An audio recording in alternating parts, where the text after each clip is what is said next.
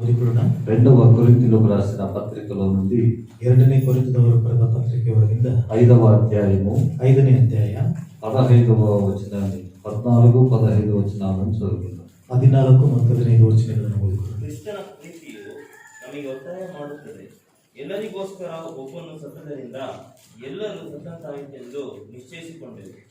ಜೀವಿಸುವವರು ಇನ್ನು ಮೇಲೆ ತಮಗಾಗಿ ಜೀವಿಸದೆ ತಮಗೋಸ್ಕರ ಸತ್ತು ಎದ್ದು ಬಂದಾತನಿಗಾಗಿ ಜೀವಿಸಬೇಕೆಂತಲೇ ಆತನು ಎಲ್ಲರಿಗೋಸ್ಕರ ಸತ್ತನು.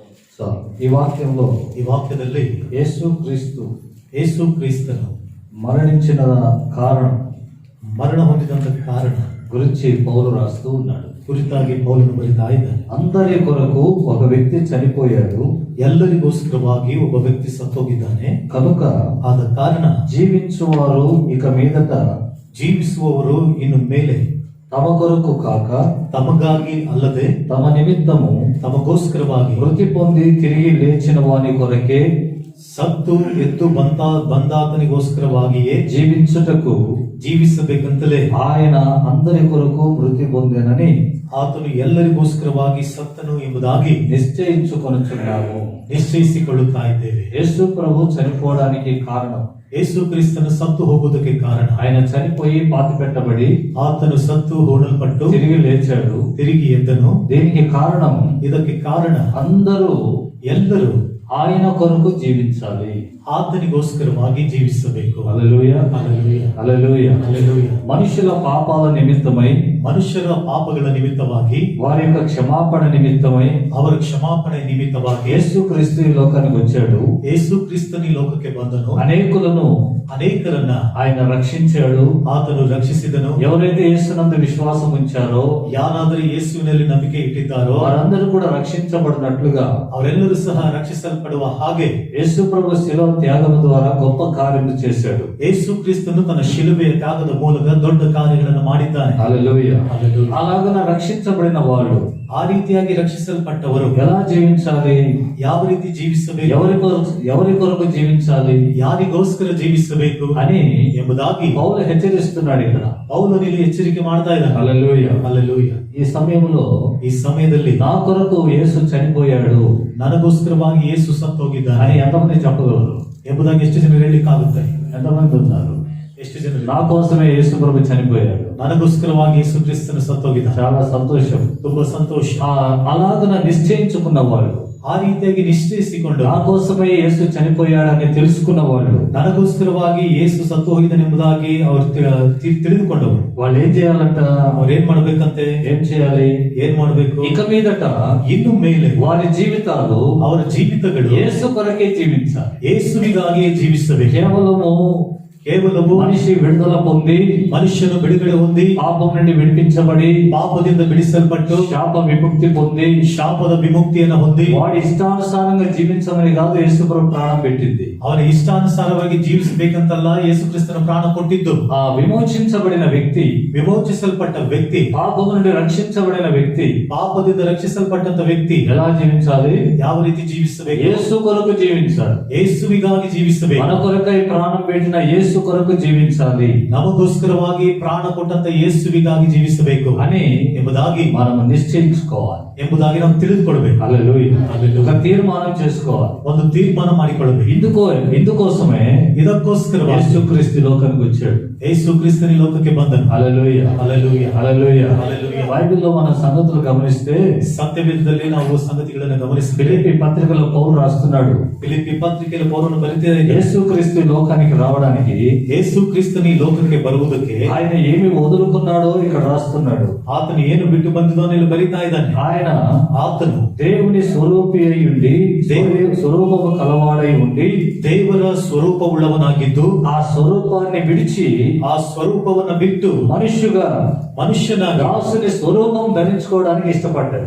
ದಾಸನ ಸ್ವರೂಪವನ್ನು ಧರಿಸಿಕೊಳ್ಳುವುದಕ್ಕೆ ಇಷ್ಟಪಟ್ಟನು. హల్లెలూయా. హల్లెలూయా. 2000 సంవత్సరాల క్రితమే 2000 ವರ್ಷಗಳ ಹಿಂದೆ యేసుక్రీస్తు లోకానికి రావాలని, ಯೇಸು ಕ್ರಿಸ್ತನ ಲೋಕಕ್ಕೆ ಬರಬೇಕೆಂದು లేఖన ప్రకారంగా ಶಾಸ್ತ್ರೋಕ್ತಿ ಪ್ರಕಾರವಾಗಿ ఆయన వచ్చాడు. ఆతను బంధను. ఆయన రావడానికి కారణం ఏంటి? ఆతను బరలికి కారణమేನು? మనుషులందరూ రక్షించబడాలి. ಮನುಷ್ಯರೆಲ್ಲರೂ ರಕ್ಷಿಸಲ್ಪಡಬೇಕು. ఆయన ఈ లోకానికి రావాలంటే ಆತನು ಈ ಲೋಕಕ್ಕೆ ಬರಬೇಕಂದ್ರೆ కొన్నిటిని విడవవలసి వచ్చింది. ಕೆಲವೊಂದುಗಳನ್ನ ಬಿಡಬೇಕಾಗಿ ಬಂದಿತ್ತು. మనుషులతో కూడా, ಮನುಷ್ಯರೊಂದಿಗೆ ಸಹ, మనుష్య రీతిగా ಮನುಷ್ಯ ರೀತಿಯಾಗಿ ఆయన ఈ లోకంలో జీవించాలంటే ಆತನು ಈ ಲೋಕದಲ್ಲಿ ಜೀವಿಸಬೇಕಂದ್ರೆ కొన్నిటిని విడవాల్సి వచ్చింది. ಕೆಲವೊಂದನ್ನ ಬಿಡಬೇಕಾಗಿ ಬಂತು. దాసుని స్వరూపం ధరించుకున్నాడు. ದಾಸನ ರೂಪವನ್ನು ಧರಿಸಿಕೊಂಡನು. దేవుని స్వరూపాన్ని విడిచిపెట్టాడు. ఆయన ದೇವರ ಸ್ವರೂಪವನ್ನ ಬಿಟ್ಟನು. ಆತ ఆ మహిమను విడిచిపెట్టాడు. ಆ ಮಹಿಮೆಯನ್ನ ಬಿಟ್ಟು ಬಂದನು. దేవునితో కూడా ఉండుట గొప్ప భాగ్యం. ದೇವರೊಂದಿಗೆ ಇರುವಂತದ್ದು ದೊಡ್ಡ ಭಾಗ್ಯ. ఆ భాగ్యమును విడిచిపెట్టాడు. ಆ ಭಾಗ್ಯವನ್ನು ಬಿಟ್ಟು ಬಂದನು. సింహాసనాన్ని విడిచాడు. ಸಿಂಹಾಸನವನ್ನು ಬಿಟ್ಟನು. మనిషిగా ఈ లోకానికి వచ్చాడు. ಮನುಷ್ಯನಾಗಿ ಈ ಲೋಕಕ್ಕೆ ಬಂದನು. హల్లెలూయా. హల్లెలూయా. తనకున్నటువంటి పదవి, ಆತನಿಗಿದ್ದಂತ ಪದವಿ, తనకున్న స్థానం, ಆತನಿಗಿದ್ದ ಸ್ಥಾನವು, తనకున్న మహిమ, ಆತನಿಗಿದ್ದ ಮಹಿಮೆ, వాటన్నిటిని విడిచి ಅವುಗಳೆಲ್ಲವನ್ನ ಬಿಟ್ಟು మనిషిగా ఈ లోకానికి వచ్చాడు. ಮನುಷ್ಯನಾಗಿ ಈ ಲೋಕಕ್ಕೆ ಬಂದ మనతో జీవించాడు. ఆయన ನಮ್ಮೊಂದಿಗೆ ಆತನು ಜೀವಿಸಿದ್ದಾನೆ. ఇబ్రియ పత్రికలో రాయబడింది, ಇಬ್ರಿಯ ಪತ್ರಿಕೆಯಲ್ಲಿ ಬರೆಯಲ್ಪಟ್ಟಿದೆ, ఆయన ಆತನು మనలో ఒకటి వంటి వాడిగా ఉన్నాడంట. ನಮ್ಮಲ್ಲಿ ಒಬ್ಬವನಾಗಿದ್ದನಂತೆ. కాబట్టి ಆದ ಕಾರಣ ఆయన పిల్లలు రక్త మాంసములు గలవారైనందున, ಆತನ ಮಕ್ಕಳು ರಕ್ತ ಮಾಂಸವುಳ್ಳವರಾಗಿದ್ದರಿಂದ ఆయన కూడా ಆತನು ಸಹ రక్త మాంసములలో పాలివాడాయను. ರಕ್ತ ಮಾಂಸದಲ್ಲಿ ಪಾಲುಗಾರನಾದನು. 2వ అధ్యాయం 14-15 వచనాల్లో రాయబడింది. 2ನೇ ಅಧ್ಯಾಯ 14-15 ವಚನಗಳೆಲ್ಲ ಮಾತು ಬರೆಯಲ್ಪಟ್ಟಿದೆ. గమనించండి, ఆయన మనతో ఉండుటకై, ಗಮನಿಸಿರಿ, ಆತನು ನಮ್ಮೊಂದಿಗೆ ಇರಲಿಕ್ಕಾಗಿ, మనల్ని విమోచించాలని, ನಮ್ಮನ್ನ ವಿಮೋಚಿಸಬೇಕೆಂದು ఏమయ్యాడంట?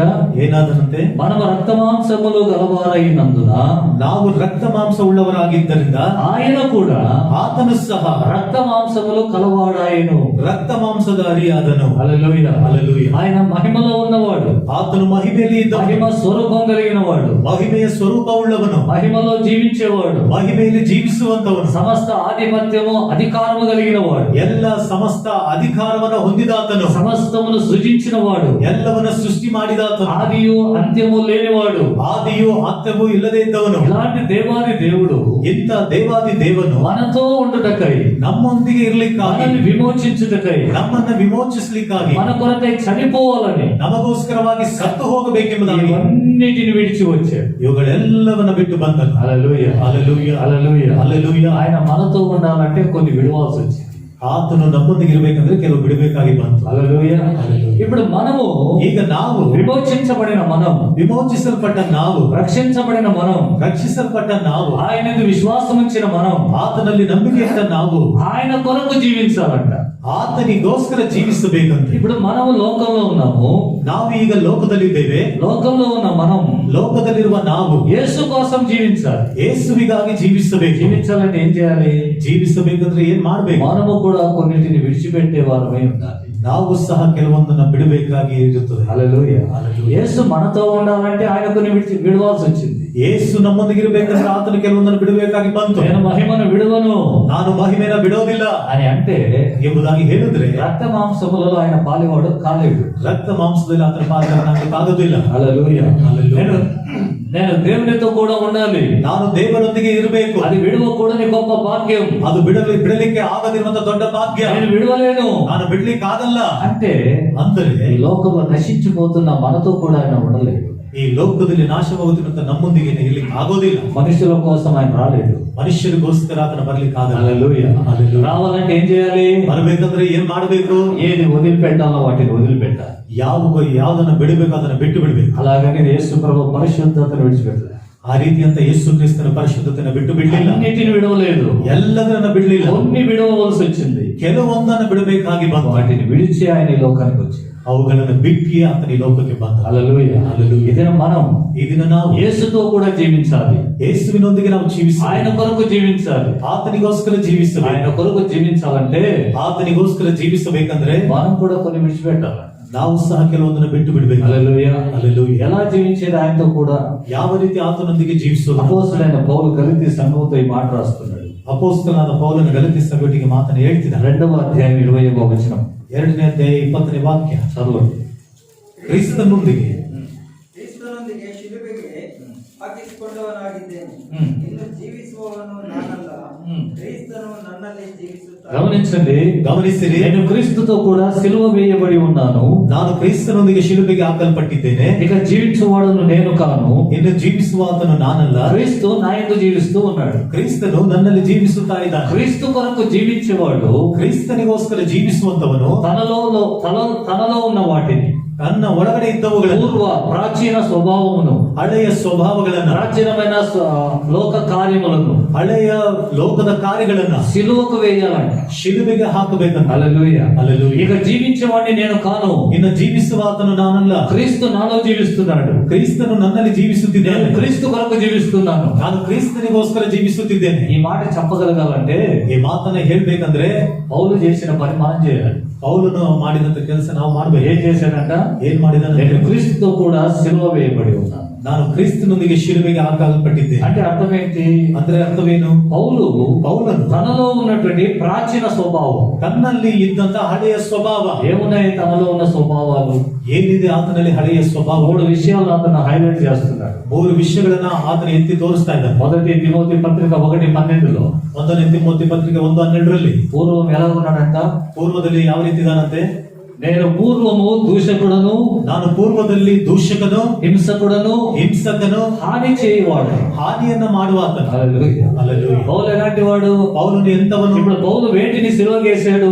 ಈಗ పౌಲನು ಯಾವುದನ್ನ ಶಿಲುಬೆಗೆ ಹಾಕಿದ್ದಾನೆ? ప్రాచీన స్వభావాలు ఏమిటి? ಹಳೆಯ ಸ್ವಭಾವಗಳು ಏನು? అతనిలో ఉన్న ముఖ్యమైన 3 విషయాలు. ಆತನಲ್ಲಿ ಇದ್ದಂತ ಮುಖ್ಯವಾದ 3 ವಿಷಯಗಳು. దూషకుడంట, ದೂಷಕನಂತೆ, దూషించేవాడు, ದೂಷಣೆ ಮಾಡುವ, ఇతరులను చూసి దూషించేవాడు, ಇತರರನ್ನ ನೋಡಿ ದೂಷಣೆ ಮಾಡುವ, సంఘమును దూషించేవాడు, ಸಭೆಯನ್ನು ದೂಷಣೆ ಮಾಡುವವನು, అవమానంగా మాట్లాడేవాడు, ಅವಮಾನಕರವಾಗಿ ಮಾತನಾಡುವವನು, అవమానకరంగా నిందించేవాడు. ಅವಮಾನಕರವಾಗಿ ఈ ನಿಂದಿಸುವಂತವನು. దినాల్లో మన జీవితంలో కూడా ಈ ದಿನಗಳಲ್ಲಿ ನಮ್ಮ ಜೀವಿತದಲ್ಲಿಯೂ ಸಹ ప్రాచీన స్వభావం, ಹಳೆಯ ಸ್ವಭಾವ, దూషించే స్వభావం, ದೂಷಣೆ ಮಾಡುವ ಸ್ವಭಾವ, ఇతరులను దూషించే స్వభావం, ಇತರರನ್ನ ದೂಷಿಸುವ ಸ್ವಭಾವ, జలసి కడుపుల మంట, ಹೊಟ್ಟೆ ಗುರಿ, దానికి దూషణ మాటలు వస్తాయి. ಅದಕ್ಕೆ ದೂಷಣೆ ಮಾತುಗಳು ಬರುತ್ತೆ. హల్లెలూయా. ಹಲ್ಲೆಲೂಯಾ. మనం దూషిస్తూ ఉన్నాం ఈ దినాల్లో. ಈ ದಿನಗಳಲ್ಲಿ ನಾವು ದೂಷಣೆ ಮಾಡ್ತಾ ಇದ್ದೇವಾ? పరిస్థితులు ఏదైనా ఉండొచ్చు, ಪರಿಸ್ಥಿತಿಗಳು ಏನೇ ಆಗಿದ್ದಬಹುದು, కారణాలు ఏదైనా ఉండొచ్చు, ಕಾರಣಗಳು ಏನೇ ಆಗಿರಬಹುದು. దూషణ మాటలు మన నోట వస్తే, ದೂಷಣೆಯ ಮಾತುಗಳು ನಮ್ಮ ಬಾಯಿಂದ ಬಂದರೆ, ఇంకా నీవు సిలువ వేయబడలేదు, ಇನ್ನೂ ನೀನು ಶಿಲುಬೆಗೆ ಹಾಕಲ್ಪಡಲಿಲ್ಲ, నీవు క్రీస్తు కోసం జీవించడం లేదని అర్థం. ನೀನು ಕ್ರಿಸ್ತನಿಗೋಸ್ಕರ ಜೀವಿಸುತ್ತಿಲ್ಲ ಎಂಬುದೇ ಅದರ ಅರ್ಥ. అందుకని నువ్వు దూషిస్తున్నావు, ಅದಕ್ಕಾಗಿ ನೀನು ದೂಷಣೆ ಮಾಡ್ತಿದೀಯ, నిందిస్తూ ఉన్నావు. ನಿಂದಿಸುತ್ತಿದ್ದೀಯ. బైబిల్లో ಸತ್ಯವೇದದಲ್ಲಿ దూషకుడు ఎవడంటే సైతానే. ದೂಷಣೆ ಮಾಡುವನು ಯಾರಂದ್ರೆ ಸೈತಾನನೇ. హల్లెలూయా. హల్లెలూయా. వాడు దూషించేవాడు, ಅವನು ದೂಷಣೆ ಮಾಡುವವನು, ఇతరులను చూసి దూషించేవాడు, ಇತರರನ್ನು ನೋಡಿ ದೂಷಣೆ ಮಾಡುವವನು, నిందించేవాడు, ನಿಂದಿಸುವವನು, అపహాసించేవాడు. ಪರಿಹಾಸ್ಯ ಮಾಡುವವನು. యేసు ప్రభువును కూడా నిందించారు, దూషించారు, ಯೇಸು ಕ್ರಿಸ್ತನನ್ನು ಸಹ ನಿಂದಿಸಿದ್ರು, ದೂಷಣೆ ಮಾಡಿದ್ರು, అపహసించారు. ಪರಿಹಾಸ್ಯ ಮಾಡಿದ್ರು. యేసు ప్రభు అన్నాడు, ಯೇಸು ಕ್ರಿಸ್ತನ್ ಹೇಳಿದ್ರು, ప్రభా ಕರ್ತನೇ వీరి పాపాలను క్షమించు అన్నాడు. ಇವರ ಪಾಪಗಳನ್ನು ಕ್ಷಮಿಸು ಎಂಬುದಾಗಿ. అవన్నీ పాపాలుగా పరిగణించబడ్డాయి. ಅವುಗಳೆಲ್ಲವೂ ಸಹ ಪಾಪ ಎಂಬುದಾಗಿ ಎಣಿಸಲ್ಪಟ್ಟಿದೆ. విశ్వసించిన మనం, ನಂಬಿಕೆ ಇಟ್ಟ ನಾವು, రక్షించబడిన మనం, ರಕ್ಷಿಸಲ್ಪಟ್ಟಂತ ನಾವು ఇంకా అదే స్వభావం ಇನ್ನೂ ಅದೇ ಸ್ವಭಾವ ఒకవేళ ఉంటే, ಒಂದು ವೇಳೆ ಇದ್ದರೆ, మనం క్రీస్తు కొరకు జీవించడం లేదు, ನಾವು ಕ್ರಿಸ್ತನಿಗೋಸ್ಕರ ಜೀವಿಸುತ್ತಿಲ್ಲ, అపవాది కొరకే జీవిస్తున్నాం. ಸೈತಾನಿಗೋಸ್ಕರ ನಾವು ಜೀವಿಸ್ತಾರೆ. వాడు వచ్చి డైరెక్ట్ గా ఒకరిని తిట్టడు. ಅವನು ಬಂದು ನೇರವಾಗಿ ಒಬ್ಬನನ್ನ ಬೈಯೋದಿಲ್ಲ. తిడతాడా? ಬೈತಾನ? సైతాన్ గాడు వచ్చి తిడతాడా? ಸೈತಾನ ಬಂದು ಬೈತಾನ? మిమ్మల్ని ఎప్పుడన్నా తిట్టాడు వచ్చి? ನಿಮ್ಮನ್ನ ಯಾವಾಗ್ಲಾರ ಬಂದು ಬೈದಿಯಾನ? నన్ను తిట్టాడు అన్న వాళ్ళు చేయొద్దని చూద్దాం. ನನ್ನನ್ನ ಬೈದಿದ್ದಾನೆ ಅನ್ನೋರು ಕೈ ಎತ್ತಿ ನೋಡೋಣ. సైతాన్ వచ్చి నన్ను తిట్టాడు అన్నవాడు ಸೈತಾನ ಬಂದು ನನ್ನ ಬೈದಿದ್ದಾನೆ ಅನ್ನೋರು ఎవరు లేరా? ಯಾರು ಇಲ್ವಾ? ఎవరు లేరు. ಯಾರು ಇಲ್ಲ. ఎందుకని? ಯಾದಕ್ಕಾಗಿ? వాడు డైరెక్ట్ వచ్చి తిట్టడు. ಅವನು ನೇರವಾಗಿ ಬಂದು ಬೈಯೋದಿಲ್ಲ. ఎవరినైనా ఒకరిని పట్టుకుంటాడు, ಯಾರನ್ನಾದ್ರೂ ಒಬ್ಬನು ಇಟ್ಕೊಂತಾನೆ, వాడిని ప్రేరేపిస్తాడు, ಅವನನ್ನ ಪ್ರೇರೇಪಿಸುತ್ತಾನೆ. వాడు వీడిని తిట్టేటట్లుగా చేస్తాడు, ಅವನು ಇವನನ್ನ ಬೈಯೋ ಹಾಗೆ ಮಾಡ್ತಾನೆ, వీడు వాడిని తిట్టేటట్లుగా చేస్తాడు. ಇವನು ಅವನನ್ನ ಬೈಯೋ ಹಾಗೆ ಮಾಡ್ತಾನೆ. ఒకప్పుడు ಒಂದು ಸಮಯದಲ್ಲಿ దూషకుడు అంట పౌలు. ಪೌಲನು ದೂಷಕನಂತೆ. ఒకప్పుడు దూషకుడు, ಒಂದು ಸಮಯದಲ್ಲಿ ದೂಷಕನು. క్రీస్తుకు సాక్షిగా జీవించడానికి ముందు, ಕ್ರಿಸ್ತನಿಗೆ ಸಾಕ್ಷಿಯಾಗಿ ಜೀವಿಸುವುದಕ್ಕಿಂತ ಮೊದಲು, క్రీస్తు కొరకు జీవించుటకు ముందు, ಕ್ರಿಸ್ತನಿಗಾಗಿ ಜೀವಿಸುವುದಕ್ಕಿಂತ ಮೊದಲು దూషకుడు, ದೂಷಕನು, దూషించేవాడు, ದೂಷಣೆ ಮಾಡುವಂತವನು, సేవకులను దూషించాడు, ಸೇವಕರನ್ನ ದೂಷಣೆ ಮಾಡಿದನು, ఆత్మీయులను దూషించాడు, ಆತ್ಮೀಯರನ್ನ ದೂಷಣೆ ಮಾಡಿದನು, విశ్వాసులను దూషించాడు, ವಿಶ್ವಾಸಿಗಳನ್ನ ದೂಷಣೆ ಮಾಡಿದನು, అందరిని దూషించాడు. ಎಲ್ಲರನ್ನ ದೂಷಣೆ ಮಾಡಿದನು. ఇప్పుడు ఏం చేశాడు? ಈಗ ಏನ್ ಮಾಡಿದಾನೆ? ఆ దూషణను, ಆ ದೂಷಣೆಯನ್ನ, ఆ స్వభావాన్ని ಆ ಸ್ವಭಾವವನ್ನ సిలువకేశాడు. ಶಿಲುಬೆಗೆ ಹಾಕಿದ. హల్లెలూయా హల్లెలూయా హల్లెలూయా హల్లెలూయా. సిలువకి వేసేశారు. ಶಿಲುಬೆಗೆ ಹಾಕ್ಬಿಟ್ಟಿದ್ದಾನೆ. యేసు ప్రభుని సిలువకి వేశారు. ಯೇಸು ಕ್ರಿಸ್ತನನ್ನ ಶಿಲುಬೆಗೆ ಹಾಕಿದ್ರು. ఎందుకు వేశారు? ಯಾತಕ ಹಾಕಿದ್ರು? యేసు ప్రభుని సిలువలో మేకులతో కొట్టారు. ಯೇಸು ಕ್ರಿಸ್ತನನ್ನ ಶಿಲುಬೆಯಲ್ಲಿ ಮಡಗಳಿಂದ ಹೊಡೆದರು. యేసు ప్రభు దానికి అనుమతించాడు. ಯೇಸು ಕ್ರಿಸ್ತನು ಅದಕ್ಕೆ ಅನುಮತಿ ಕೊಟ್ಟನು. ఎందుకని? ಯಾತಕ್ಕಾಗಿ? ఎందుకంటే ಯಾಕಂದ್ರೆ యేసు ప్రభు ಯೇಸು ಕ್ರಿಸ್ತನು లోక పాపాన్ని ఆయన పైన వేసుకున్నాడు. ಲೋಕದ ಪಾಪಗಳನ್ನೆಲ್ಲ ತನ್ನ ಮೇಲೆ ಹಾಕಿಕೊಂಡನು. ఆ పాపములను సిలువకి వేశాడు. ಆ ಪಾಪಗಳನ್ನ ಶಿಲುಬೆಗೆ ಹಾಕಿದನು. హల్లెలూయా హల్లెలూయా. ఆయనకున్న శరీరం యేసు కాదు. ಆತನಿಗಿದ್ದಂತ ಶರೀರ యేసు కాదు. ಯೇಸು ಅಲ್ಲ. ఆయనకున్న శరీరం ಆತನಿಗಿದ್ದ ಶರೀರವು అనుగ్రహించబడింది అంతే. ಅನುಗ್ರಹಿಸಲ್ಪಟ್ಟಿದಷ್ಟೇ. తాత్కాలికంగా అనుగ్రహించబడింది. ತಾತ್ಕಾಲಿಕವಾಗಿ ಅನುಗ್ರಹಿಸಲ್ಪಟ್ಟಿದೆ. మానవుని పాపాలు ఆ శరీరం పైన వేసి ಮನುಷ್ಯರ ಪಾಪಗಳನ್ನ ಆ ಶರೀರದ ಮೇಲೆ ಹಾಕಿ సిలువకేశారు. ಶಿಲುಬೆಗೆ ಹಾಕಿದ್ರು. హల్లెలూయా ಹల్లెಲೂಯಾ. హల్లెలూయా హల్లెలూయా. సిలువకేసిన తర్వాత ఏం చేశారు? ಶಿಲುಬೆಗೆ ಹಾಕಿದ ನಂತರ ಏನು ಮಾಡಿದ್ರು? ఆ శరీరాన్ని దించి, ಆ ಶರೀರವನ್ನ ಇಳಿಸಿ, చనిపోయిన తర్వాత శరీరాన్ని దించి ಸತ್ತು ಹೋದ ನಂತರ ಆ ಶರೀರವನ್ನ ಇಳಿಸಿ పాతి పెట్టాడు. ಹೂಡಿಟ್ರು. దాన్ని అక్కడ పాతి పెట్టి ಅದನ್ನಲ್ಲಿ ಹೂಡಿಟ್ಟು పరిశుద్ధుడుగా ఆయన తిరిగి వచ్చాడు. ಪರಿಶುದ್ಧನಾಗಿ ಆತ ತಿರುಗಿ ಎದ್ದು ಬಂದ. హల్లెలూయా హల్లెలూయా. హల్లెలూయా హల్లెలూయా. హల్లెలూయా. హల్లెలూయా. ఇది ಇದು యేసు ప్రభు మన జీవితంలో చేయవలసిన కార్యములు. ಯೇಸು ಕ್ರಿಸ್ತನು ನಮ್ಮ ಜೀವಿತದಲ್ಲಿ ಮಾಡಬೇಕಾದಂತ ಕಾರ್ಯಗಳು. హల్లెలూయా హల్లెలూయా. అలాగే ಹಾಗೆಯೇ పౌలు కూడా ಪೌಲನು ಸಹ తన ప్రాచీన స్వభావమైన దూషణను ತನ್ನ ಹಳೆಯ ಸ್ವಭಾವವಾಗಿರುವಂತ ದೂಷಣೆಯನ್ನ సిలువకేశాడంట. ಶಿಲುಬೆಗೆ ಹಾಕಿದನು. హల్లెలూయా హల్లెలూయా. హల్లెలూయా. హల్లెలూయా. సిలువకు వేయగలిగిన వాడు మాత్రమే క్రీస్తు కోసం జీవించేవాడు. ಶಿಲುಬೆಗೆ ಹಾಕುವಂತವನು ಮಾತ್ರವೇ ಕ್ರಿಸ್ತನಿಗಾಗಿ ಜೀವಿಸಲಿಕ್ಕೆ ಆಗುತ್ತೆ. ఈ స్వభావం దూషణ కలిగిన స్వభావం అయి ఉంటే ನಿನ್ನ ಸ್ವಭಾವ ದೂಷಣವುಳ್ಳಂತ ಸ್ವಭಾವ ಆಗಿದ್ರೆ నువ్వు క్రీస్తు కోసం జీవించలేవు. ನೀನು ಕ್ರಿಸ್ತನಿಗಾಗಿ ಜೀವಿಸುವುದಕ್ಕೆ ಆಗೋದಿಲ್ಲ. క్రీస్తు కోసం బ్రతకలేవు. ಕ್ರಿಸ್ತನಿಗಾಗಿ ಬದುಕುವುದಕ್ಕೆ ಆಗೋದಿಲ್ಲ. క్రీస్తు కోసం నువ్వు ఏదైనా చేయలేవు. ಕ್ರಿಸ್ತನಿಗಾಗಿ ನೀನು ಏನಾದ್ರೂ ಮಾಡ್ಲಿಕ್ಕೆ ಆಗೋದಿಲ್ಲ. అపవాదికి సాధనంగా ఉంటావు. ಸೈತಾನನಿಗೆ ನೀನು ಸಾಧನವಾಗಿರ್ತೀಯ. కాబట్టి జాగ్రత్త. ಆದ ಕಾರಣ ಎಚ್ಚರಿಕೆ. దూషణ మానుకున్నాడు పౌలు. ದೂಷಣೆಯನ್ನು ಬಿಟ್ಟು ಬಿಟ್ಟನು ಪೌಲ. రెండవది ಎರಡನೇದು హింసకుడు అంట. ಹಿಂಸಕನಂತೆ. హింస చేసేవాడు. ಹಿಂಸೆ ಮಾಡುವವನು. స్టెఫన్ హింసిస్తూ ఉంటే చూసి సంతోషించాడు. ಸ್ಟೆಫನನನ್ನ ಹಿಂಸೆ ಪಡಿಸುತ್ತಾ ಇದ್ರೆ ನೋಡಿ ಅವನು ಸಂತೋಷ ಪಡ್ತಾ ಇದ್ದ. దమస్కు పట్టణంలో ఉన్న క్రైస్తవులు హింసించడానికి పత్రికలు తీసుకున్నాడు. ದಮಸ್ಕ ಪಟ್ಟಣದ ಕ್ರೈಸ್ತರನ್ನ ಹಿಂಸೆ ಮಾಡ್ಲಿಕ್ಕೆ ಅವನ ಪತ್ರಿಕೆಗಳನ್ನು ತೆಗೆದುಕೊಂಡನು. హింసించే స్వభావం కలిగి ఉన్నాడు. ಹಿಂಸೆ ಪಡಿಸುವಂತ ಸ್ವಭಾವವುಳ್ಳವನಾಗಿದ್ದಾನೆ. చంపేయాలనేటువంటి ఆలోచన కలిగిన వాడు. ಸಾಯಿಸ್ಬಿಡ್ಬೇಕೆಂಬ ಆಲೋಚನೆವುಳ್ಳವನಾಗಿದ್ದಾನೆ. హల్లెలూయా. హల్లెలూయా. హాని చేసేవాడంట. ಹಾನಿ ಮಾಡುವವನಂತೆ. హాని చేసేవాడు. ಹಾನಿಯನ್ನ ಮಾಡುವವನಂತೆ. క్రూర మృగాలు అంటారు కదా. ಕ್ರೂರ ಮೃಗಗಳಂತಾರಲ್ಲ. దేనిని అంటారు? ಯಾವ್ದನ್ನಂತಾರೆ? సాధు ప్రాణులు ఉన్నాయి, ಸಾಧು ಪ್ರಾಣಿಗಳಿದೆ, క్రూర మృగాలు ఉన్నాయి. ಕ್ರೂರ ಮೃಗಗಳಿದೆ. దేనంటారు క్రూర మృగమని? ಕ್ರೂರ ಮೃಗ ಅಂತ ಯಾವ್ದನ್ನಂತಾರೆ? ఇదే అందుకే గట్టి చెప్పాలి. పులి, పులి, సింహ. సాధు ప్రాణులు ఏంటి? ಸಾಧು ಪ್ರಾಣಿಗಳು ಯಾವುದು? మొల, జిర్లే, ఆవులు, ಹಸುಗಳು, ఇవన్నీ సాధు ప్రాణి. ಇವೆಲ್ಲವೂ ಸಾಧು ಪ್ರಾಣಿ. క్రూర మృగాలు వేరే. ಕ್ರೂರ ಮೃಗಗಳು ಬೇರೆ. అది హాని చేసే స్వభావం కలిగింది. ಅದು ಹಾನಿಯನ್ನ ಮಾಡುವಂತ ಸ್ವಭಾವವುಳ್ಳದಾಗಿದೆ. సాధు ప్రాణులు వేరే. ಸಾಧು ಪ್ರಾಣಿಗಳು ಬೇರೆ. హాని చేసిన సహించుకొని పోయి ಹಾನಿಯನ್ನ ಮಾಡಿದ್ರು ಸಹಿಸಿಕೊಂಡು ಹೋಗ್ತಾರೆ. ఒకప్పుడు హాని చేసేవాడు పౌలు. ಒಂದು ಸಂದರ್ಭದಲ್ಲಿ ಹಾನಿಯನ್ನ ಮಾಡುತ್ತಿದ್ದನು ಪೌಲು. హింసించేవాడు పౌలు. ಹಿಂಸೆ ಪಡಿಸುತ್ತಾ ಇದ್ದನು ಪೌಲನು. ఈ దినం ಈ ದಿನ వాటిని సిలువకేసి ಅವುಗಳನ್ನು ಶಿಲುಬೆಗೆ ಹಾಕಿ క్రీస్తు కోసం జీవించాలి ಕ್ರಿಸ್ತನಿಗಾಗಿ ಜೀವಿಸಬೇಕು అని తీర్మానించుకున్నాడు. ಎಂಬುದಾಗಿ ತೀರ್ಮಾನಿಸಿಕೊಂಡು ఏదైనా మనకుందే ఇలాంటి స్వభావం. ಈ ದಿನದಲ್ಲಿ ನಮಗಿದೆ ಇಂಥ ಸ್ವಭಾವ. ఎవరైనా మనల్ని దూషించారనుకో, ಯಾರಾದ್ರೂ ನಮ್ಮನ್ನ ದೂಷಣೆ ಮಾಡಿದರೆ సహించుకుంటున్నామా? ಸಹಿಸಿಕೊಳ್ತಾ ಇದ್ದೇವಾ? నిందించారంటే సహించుకుంటున్నామా? ನಿಂದಿಸಿದಾರಂದ್ರೆ ಸಹಿಸಿಕೊಳ್ತಾ ಇದ್ದೇವಾ? ఒకవేళ కొడితే సహించుకుంటున్నామా? ಒಂದು ವೇಳೆ ಹೊಡೆದ್ರೆ ಸಹಿಸಿಕೊಳ್ತಾ ಇದ್ದೇವಾ? హాని చేస్తే మనకు సహించుకుంటామా? ಹಾನಿಯನ್ನ ಮಾಡಿದ್ರೆ ನಾವು ಸಹಿಸಿಕೊಳ್ತಾ ಇದ್ದೇವಾ? సహించుకోవడం లేదంటే ಸಹಿಸಿಕೊಡುತ್ತಾ ಇಲ್ಲ ಅಂದ್ರೆ మనం ఇంకా క్రీస్తు కొరకు జీవించడం లేదని అర్థం.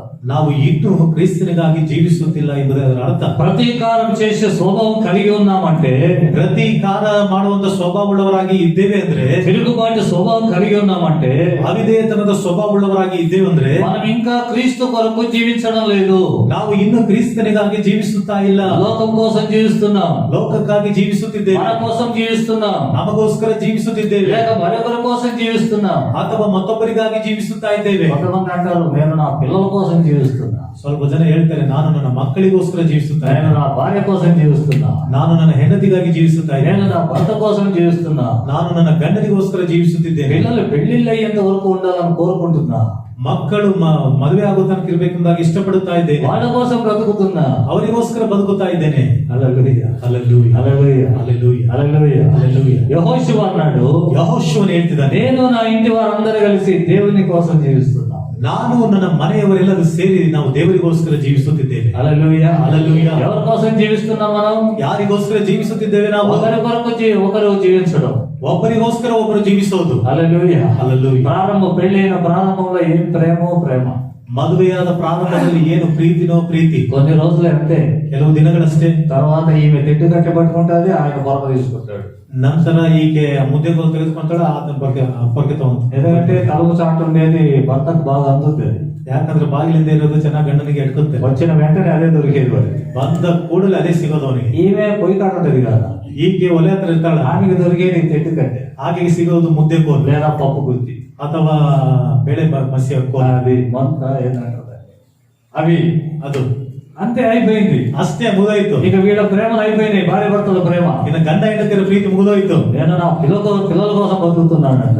ನಾನು ನನ್ನ ಮಕ್ಕಳಿಗೋಸ್ಕರ ಬದುಕುತ್ತಾ ಇದ್ದೇನೆ ಅಂತ. వాళ్ళ నుంచి ఏదైనా జరిగింది అనుకో, ವಾರದಿಂದ ಏನಾದ್ರು ನಡೆದಿದೆ ಅನ್ಕೋ, వాళ్ళ నుండి పిల్లల నుండి, ಮಕ್ಕಳಿಂದ ಏನಾದ್ರು ನಡೆದಿದೆ ಅನ್ಕೋ, అప్పుడు ಆಗ ఎవరి పేరు చెప్తావు? ಯಾರ ಹೆಸರು ಹೇಳ್ತೀಯ? ఎవరిదో ఒక పేరు చెప్పుకొని అట్లా పోతున్నావు గాని, ಯಾರ್ದೋ ಒಂದು ಹೆಸರು ಹೇಳ್ಕೊಂಡು ಹಂಗೆ ಹೋಗ್ತಾ ಇದೆಯಾ ಹೊರತಾಗಿ అందరి కొరకు ఒకడు మరణించాడు. ಎಲ್ಲರಿಗೋಸ್ಕರ ಒಬ್ಬನು ಸತ್ತೋಗಿದ್ದಾನೆ. నీ కొరకు ఒక వ్యక్తి మరణించాడు ఈ లోకంలో. ನಿನಗೋಸ್ಕರವಾಗಿ ಒಬ್ಬ ವ್ಯಕ್ತಿ ಮರಣಿಸಿದ್ದಾನೆ. నీవు మరణించవలసిన ఆ స్థానములో ನೀನು ಮರಣ ಹೊಂದಬೇಕಾದಂತ ಆ ಸ್ಥಾನದಲ್ಲಿ ఒక వ్యక్తి మరణించాడు. ಒಬ್ಬ ವ್ಯಕ್ತಿ ಮರಣ ಹೊಂದಿದ್ದಾನೆ. దానికి ప్రతిఫలం ఏంటో తెలుసా? ಅದಕ್ಕೆ ಪ್ರತಿಫಲ ಏನು ಗೊತ್ತಾ? నువ్వు నరకం నుండి తప్పించబడుతున్నావు. ನೀನು ನರಕದಿಂದ ತಪ್ಪಿಸಲ್ಪಡುತ್ತಾ ಇದ್ದೀಯ. నీకున్న శాపం నుండి విడిపించబడి ఉన్నావు. ನಿನಗಿದ್ದಂತ ಶಾಪದಿಂದ ಬಿಡಿಸಲ್ಪಟ್ಟಿದ್ದೀಯ. పరలోక రాజ్యాన్ని నువ్వు చూడను కూడా అర్హత లేని నిన్ను, ಪರಲೋಕ ರಾಜ್ಯವನ್ನು ನೋಡಬೇಕೆಂಬ ಅರ್ಹತೆ ಇಲ್ಲದೆ ಇದ್ದಂತ ನಿನ್ನನ್ನ ఆ రాజ్యానికి వారసుడుగా ఆయన నిన్ను చేశాడు. ಆ ರಾಜ್ಯಕ್ಕೆ ವಾರಸುದಾರನಾಗಿ ಆತನು ನಿನ್ನನ್ನು ಮಾಡಿದ್ದಾನೆ. ఈ లోకంలో నువ్వు ఐశ్వర్యవంతుడుగా జీవించాలని తీర్మానించాడు ఆయన. ಈ ಲೋಕದಲ್ಲಿ ನೀನು ಐಶ್ವರ್ಯವಂತನಾಗಿ ಜೀವಿಸಬೇಕೆಂಬುದಾಗಿ ಆತನು ತೀರ್ಮಾನ ಮಾಡಿದ್ದಾನೆ. ఆయన నీ కోసం మరణించింది అందుకొరకే. ಆತನು ಮರಣ ಹೊಂದಿದ್ದು ಅದಕ್ಕೋಸ್ಕರವಾಗಿಯೇ. నీ కోసం అందుకే మరణించాడు. ನಿನಗೋಸ್ಕರವಾಗಿ ಅದಕ್ಕೆ ಮರಣ ಹೊಂದಿದ್ದಾನೆ. ఆయన పక్కన పెట్టావు, ಆತನನ್ನ ಪಕ್ಕದಲ್ಲಿಟ್ಟಿದೀಯಾ? ఎవరి కోసమో జీవిస్తున్నానని చెప్పుకుంటా. ಯಾರಿಗೋಸ್ಕರ ನಾವು ಜೀವಿಸುತ್ತಿದ್ದೇನೆ ಎಂಬ ಹೇಳ್ಕೊಳ್ತಿದೀಯಾ? న్యాయమైతే ನ್ಯಾಯನ ಇದು? అపోస్తలుడైన పౌలు ಅಪೊಸ್ತಲನಾದ ಪೌಲನು మార్గంలో దమస్కు మార్గంలో వెళ్తూ ఉన్నాడు. ದಮಸ್ಕದ ದಾರಿಯಲ್ಲಿ ಹೋಗ್ತಾ ಇದ್ದಾನೆ. సౌల ఎందుకు నన్ను హింసించుచున్నావు? ಸೌಲನೇ ಯಾಕೆ ನನ್ನನ್ನು ಹಿಂಸೆ ಪಡಿಸುತ್ತಾ ಇದ್ದೀಯಾ? ఎవరు ప్రభువా నువ్వు? ಯಾರು ಕರ್ತನೆ ನೀನು? నీవు హింసించుచున్న యేసును. ನೀನು ಹಿಂಸೆ ಪಡಿಸುತ್ತಿರುವಂತ ಯೇಸು. హల్లెలూయా. హల్లెలూయా. వెంటనే తన జీవితాన్ని మార్చుకున్నాడు. ಕೂಡಲೇ ತನ್ನ ಜೀವಿತವನ್ನು ಮಾರ್ಪಡಿಸಿಕೊಂಡನು. ఎప్పుడైతే యేసు స్వరం విన్నాడో, ಯಾವಾಗಲಾದ್ರೆ ಯೇಸುವಿನ ಶಬ್ದವನ್ನು ಕೇಳಿದನು, తన బ్రతుకును మార్చుకున్నాడు. ಅವನ ಜೀವಿತವನ್ನು ಮಾರ್ಪಡಿಸಿಕೊಂಡನು. ప్రాచీన స్వభావాన్ని తీసుకొని సిలువకి వేసాడు. ಹಳೆಯ ಸ್ವಭಾವವನ್ನು ತೆಗೆದುಕೊಂಡು ಹೋಗಿ ಶಿಲುಬೆಗೆ ಹಾಕಿದನು. ప్రభువా, ಕರ್ತನೆ, ఇక మీదట ಇನ್ನು ಮೇಲೆ నేను కాను జీవించేది, ನಾನಲ್ಲ ಜೀವಿಸೋದು, నీవే నాలో జీవించాలి. ನೀನೇ ನನ್ನಲ್ಲಿ ಜೀವಿಸ. నా జీవితం నీ కోసం అన్నాడు. ನನ್ನ ಜೀವಿತ ನಿನಗೋಸ್ಕರವಾಗಿ ಎಂಬುದಾಗಿ. మనకుంది అలాంటి సమర్పణ. ನಮಗಿದೆಯಂತ ಒಂದು ಸಮರ್ಪಣೆ. హల్లెలూయా, ಹಲ್ಲೆಲೂಯಾ, హల్లెలూయా, హల్లెలూయా. ఇంకా ఎంత కాలం ಇನ್ನು ಎಷ್ಟು ಕಾಲ లోకం కోసం, ಲೋಕಕ್ಕೋಸ್ಕರ, లోక ఆశల కోసం, ಲೋಕದ ಆಸೆಗಳಿಗಾಗಿ, ఆడంబరాల కోసం ಆಡಂಬರಗಳಿಗಾಗಿ జీవిస్తున్నాం. ಜೀವಿಸುತ್ತಾ ఈ ಇದ್ದೀವಿ. లోకంలో ఏది నాది లేదు, ಈ ಲೋಕದಲ್ಲಿ ಏನು ಇಲ್ಲ ನಮ್ದು. క్రీస్తే నాకు సమస్తం ಕ್ರಿಸ್ತನೇ ನನಗೆಲ್ಲವೂ అని అనుకుంటున్నామా? ಎಂಬುದಾಗಿ ಅಂದುಕೊಳ್ಳುತ್ತಾ ಇದ್ದೇನೆ. దేవుని వాక్యంలో రాయబడింది. ದೇವರ ವಾಕ್ಯದಲ್ಲಿ ಬರೆಯಲ್ಪಟ್ಟಿದೆ. పౌలు సిలువకేసాడట. ಶಿಲುಬೆಗೆ ಹಾಕಿದನು. హల్లెలూయా, ಹಲ್ಲೆಲೂಯಾ. సిలువకేసాడు. ಶಿಲುಬೆಗೆ ఎవరైనా దూషించారా? ಯಾರಾದ್ರೂ ದೂಷಣೆ ಮಾಡಿದಾರ? సంతోషంగా ఉన్నాడు. ಸಂತೋಷವಾಗಿ. నిందించారా? ನಿಂದಿಸಿದಾರ? సంతోషంగా ఉన్నాడు. ಸಂತೋಷವಾಗಿದೆ. మనం ఉంటున్నావా? ಆಗಿರ್ತಾ ಇದ್ದೇವೆ. మత్తయి సువార్త 5వ అధ్యాయం ಮತ್ತಾಯನ ಸುವಾರ್ತೆ 5ನೇ ಅಧ್ಯಾಯ 11-12 వచనంలో ఈ మాట రాయబడింది. 11-12 ವಚನಗಳಲ್ಲಿ ಮಾತು ಬರೆಯಲ್ಪಟ್ಟಿದೆ. ఎవడైనాను ನನ್ನ ನಿಮಿತ್ತವಾಗಿ ఆ. ಜನರು ನಿಮ್ಮನ್ನು ఆ.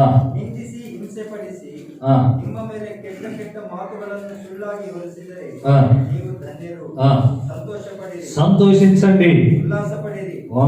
ಪರಲೋಕದಲ್ಲಿ ನಿಮಗೆ ಬಹಳ ಫಲ ಸಿಕ್ಕುವುದು. పరలోకದಲ್ಲಿ ನಿಮಗೆ ಬಹಳ. హల్లెలూయా. హల్లెలూయా. పరలోకంలో మీకు ఫలం ఉంది. ಪರಲೋಕದಲ್ಲಿ ನಿಮಗೆ ಬಹಳ ಫಲ ಇದೆ. హల్లెలూయా. ಹಲ್ಲೆಲೂಯಾ. నా నిమిత్తమై ನನ್ನ ನಿಮಿತ್ತವಾಗಿ జనులు మిమ్మల్ని దూషించి నిందించి హింసించినప్పుడు ಜನರು ನಿಮ್ಮನ್ನು ನಿಂದಿಸಿ ಹಿಂಸೆ ಪಡಿಸಿ ದೂಷಣೆ ಮಾಡಿದಾಗ మీరు ధన్యులు. ನೀವು ಧನ್ಯರು. గమనించండి, ಗಮನಿಸಿರಿ, క్రీస్తు కొరకు జీవించేవాళ్ళు ಕ್ರಿಸ್ತನಿಗೋಸ್ಕರ ಜೀವಿಸುವಂತವರು నిందలు వచ్చినప్పుడు సంతోషిస్తారు, ನಿಂದೆಗಳು ಬಂದಾಗ ಸಂತೋಷ ಪಡ್ತಾರೆ, దూషణలు వచ్చినప్పుడు సంతోషిస్తారు. ದೂಷಣೆಗಳು ಬಂದಾಗ ಸಂತೋಷ ಪಡ್ತಾರೆ. ఎందుకంటే దానికి తగిన పనులు వీళ్ళు చేయలేదు. ಯಾಕಂದ್ರೆ ಅದಕ್ಕೆ ತಕ್ಕ ಕೆಲಸಗಳನ್ನು ಇವರು ಮಾಡಲಿಲ್ಲ. వాళ్ళలో ఏ తప్పు లేదు. ಅವರಲ್ಲಿ ಯಾವ ತಪ್ಪುಗಳಿಲ್ಲ. తప్పు చేయకుండా ತಪ್ಪನ್ನು ಮಾಡದಂತೆ నిందించబడుతున్నారు, ನಿಂದಿಸಲ್ಪಡುತ್ತಾ ಇದ್ದಾರೆ, దూషించబడుతున్నారు. ದೂಷಣೆಗೊಳಗಾಗ್ತಾ ಇದ್ದಾರೆ. అప్పుడు వీళ్ళు అనుకుంటున్నారు, ಆಗ ಇವರು ಅಂದ್ಕೊಳ್ತಿದ್ದಾರೆ, మేము ధన్యులం, ನಾವು ಧನ್ಯರು, మేము ధన్యులం, ನಾವು ధన్ಯರು, పరలోకంలో మాకు ప్రతిఫలం ఉంది, ಪರಲೋಕದಲ್ಲಿ ನಮಗೆ ಪ್ರತಿಫಲ ಇದೆ, మేము దేవుని రాజ్యపు పౌరులం. ನಾವು ದೇವರ ರಾಜ್ಯದ ಪೌರಸತ್ವಗಳು. సంతోషించారు వాళ్ళు. ಸಂತೋಷ ಪಟ್ಟರವರು. అపోస్తలుల కార్యం 5వ అధ్యాయం ಅಪೊಸ್ತಲ ಕೃತ್ಯಗಳ 5ನೇ ಅಧ್ಯಾಯ 41వ వచనం. 41ನೇ ವಾಕ್ಯ. అక్కడ ಅಲ್ಲಿ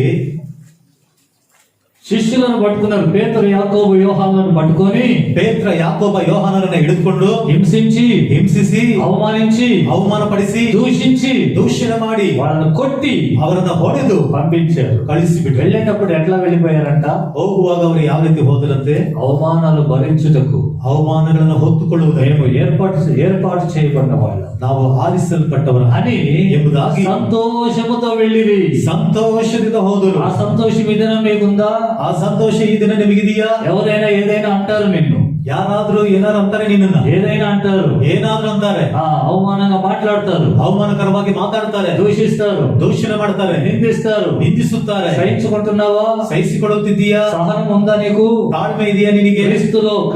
క్రీస్తు వలె నువ్వు జీవించాలని అనుకుంటే, ಕ್ರಿಸ್ತನ ಹಾಗೆ ಜೀವಿಸಬೇಕೆಂಬುದಾಗಿ ನೀನು ಅಂದುಕೊಂಡ್ರೆ ఆయనలో ఉన్న సహనం నీలో కనిపించాలి. ಆತನಲ್ಲಿ ಇದ್ದಂತ ತಾಳ್ಮೆ ನಿನ್ನಲ್ಲಿ ಕಾಣಿಸಬೇಕು. కనబడుతుందా? ಕಾಣಿಸುತ್ತಾ ಇದೆಯಾ? కనబడదు. ಕಾಣಿಸೋದಿಲ್ಲ. కనబడటం లేదంటే ಕಾಣಿಸುತ್ತಿಲ್ಲ ಅಂದ್ರೆ నువ్వు క్రీస్తు కొరకు జీవించడం లేదని అర్థం. ನೀನು ಕ್ರಿಸ್ತನಿಗಾಗಿ ಜೀವಿಸುತ್ತಿಲ್ಲ ಎಂಬುದೇ ಅದರ ಅರ್ಥ. హల్లెలూయా.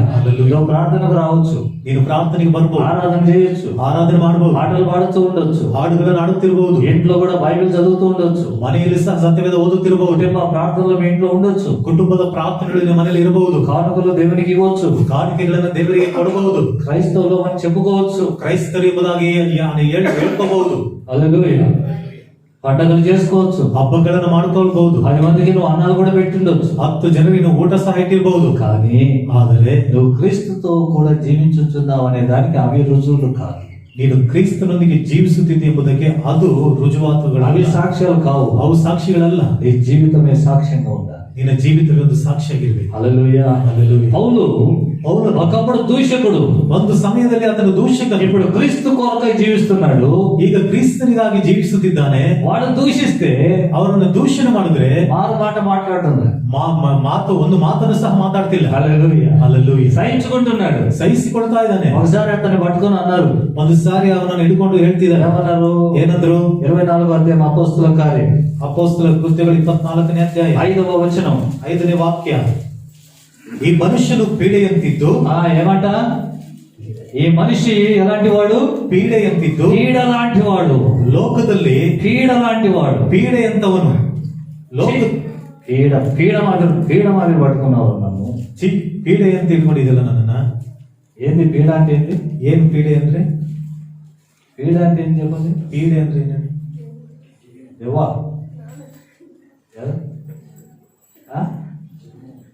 పీడ అంటే ఏంటి చెప్పండి? తెలియదా? సీనియర్ సిటిజన్స్, ಹಿರಿಯರು ఏంటన్నా తెలియదా? ಗೊತ್ತಿಲ್ಲ. పీడ అంటే తెలుదా? ಪೀಡೆ ಅಂದ್ರೆ ಗೊತ್ತಿಲ್ಲ. నేనే పర్లేదే, ఇప్పుడు నేనేం చెప్పిన హల్లెలూయా. పీడ అంటే దెయ్యం అని. ಪೀಡೆ ಅಂದ್ರೆ ದೆವ್ವ ಅಂತ. అదే కదా, ఇడిచిపెట్టదు. ಅದೆಲ್ಲ ಬಿಟ್ಟು ಬಿಡೋದಿಲ್ಲ.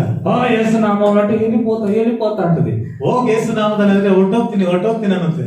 పడిపోద్ది, ಬಿದ್ದೋಗುತ್ತೆ, మళ్ళీ కూర్చోంటారు, ಮತ್ತೆ ಕೂತ್ಕೊಂಡಿರುತ್ತೆ. ఈ భాష అనుకుంటుందా? చూసావా, దయ్యం వెళ్ళిపోయింది. ಸೇವಕರು ಅನ್ಕೊಂತ ನೋಡಿದ ದೆವ್ವ అది ಹೊರಟೋಗಿ ఇట్లా చూస్తుంది. ಅದು ಆ ಕಡೆ ಈ ಕಡೆ ನೋಡ್ತಾ ಇರುತ್ತೆ. అన్నిట్లో చూసేసరికి కంట్లో వ్యత్యాసం. ಮತ್ತೆ ಹಿಂಗ್ ನೋಡಿದ ತಕ್ಷಣ ಕಣ್ಣಿನಲ್ಲಿ ವ್ಯತ್ಯಾಸ. మళ్ళీ వచ్చావా? ಮತ್ತೆ ಬಂದಿದೀಯಾ? అయ్యా ఇప్పుడు పోతా అంటారు. ಅಯ್ಯ ಈಗ ಹೋಗ್ತೀನಿ ಅನ್ನುತ್ತೆ. పీడ పట్టినట్టు పట్టింది అంటారు. ಪೀಡೆ ಹಿಡ್ದಂಗೆ ಹಿಡಿದಿದೆಯಲ್ಲ ಅಂತ ಅಂತಾರೆ. మిమ్మల్ని అంటే ఊరుకుంటారు ఆ మాట. ನಿಮ್ಮನ್ನ ಮಾತಂದ್ರೆ ಸುಮ್ಮನೆ ಇರ್ತೀರಾ? చెప్పుతో పడతారు. ಫಿಲಿಂ ನೋಡಿ ಹೊರಕథ ಬರ್ತದೆ ಹೊರಕೆಂದ ಹೊಡಿತೀವಿ ಕಣ కదా ಅಲ್ವಾ? పౌలను ఒకప్పుడు ఇతరులను దూషించాడు, ಒಂದು ಸಂದರ್ಭದಲ್ಲಿ ಇತರರನ್ನ ದೂಷಣೆ ಮಾಡಿದ್ದನು. ఇప్పుడు క్రీస్తు కోసం జీవించాలని తీర్మానించాడు. ಈಗ ಕ್ರಿಸ್ತನಿಗಾಗಿ ಜೀವಿಸಬೇಕೆಂದು ತೀರ್ಮಾನಿಸಿಕೊಂಡನು. రాజుల ఎదుట మహాసభ చేరి చెప్తున్నారు, ರಾಜನ ಮುಂದೆ ಮಹಾಸಭೆ ಸೇರಿ ಹೇಳ್ತಿದ್ದಾರೆ, రాజా ರಾಜನೇ వీడు పీడ లాంటి వాడు. ಇವರು ಪೀಡೆ ಅಂತವನು ಆಗಿದ್ದಾನೆ. ఊరే చెప్తున్నారు పీడ లాంటి వాడు. ಊರು ಹೇಳ್ತಿದ್ದಾರೆ పీಡೆ ಅಂತವನಾಗಿದ್ದಾನೆ. మీరైతే ఏం చేస్తారు? ನೀವಾದ್ರೆ ಏನ್ ಮಾಡ್ತೀರಾ? దబానని మోకాలుని ದಬಾನಂತ ಮೊಣಕಾಲೂರಿ, ప్రభా ಕರ್ತನೇ వింటున్నావు కదయ్యా, ಕೇಳ್ತಿದೀಯಲ್ಲಯ್ಯ, ನನ್ನನ್ನ ಪೀಡೆ ಅಂದಿದಾರಯ್ಯ. ఇది ప్రార్థన, ಇದು ಪ್ರಾರ್ಥನೆ, మన ప్రార్థన. ನಮ್ಮ ಪ್ರಾರ್ಥನೆ.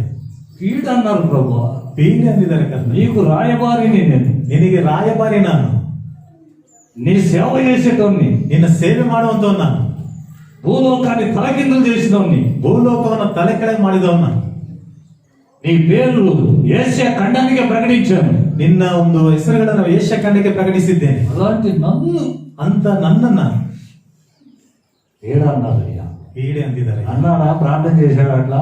ಆ ರೀತಿ ಪ್ರಾರ್ಥನೆ ಮಾಡಿದ್ದೀರಾ? చేశారా? ಮಾಡಿದ್ದೀರಾ? ఆయన ప్రార్థన చేశాడు అట్లా? ಆತನು ಆ ರೀತಿ ಪ್ರಾರ್ಥನೆ ಮಾಡಿದಾನ? మనం ఏం చేస్తాం? ನಾವೇನ್ ಮಾಡ್ತೀವಿ? కనీసం ఒక పాయింట్ అనే పెడతాం, ప్రభా చూసుకో నువ్వే, ಕರ್ತನೆ ನೋಡ್ಕೊ ನೀನೆ. వేసిమి ఒక అబద్ధికులు దేవుని రాజ్యానికి పోదు. కనీసం ఒక పాయింట్ కూడా పెట్టమా మనం? ಎಷ್ಟಕ್ಕೂ ಒಂದು ಪಾಯಿಂಟ್ ಇಡೋದಿಲ್ಲ ನಾವು, పెట్టమా? ಇಡೋದಿಲ್ಲ. మరి పౌరు మాదిరి బిహేవ్ చేస్తున్నావు.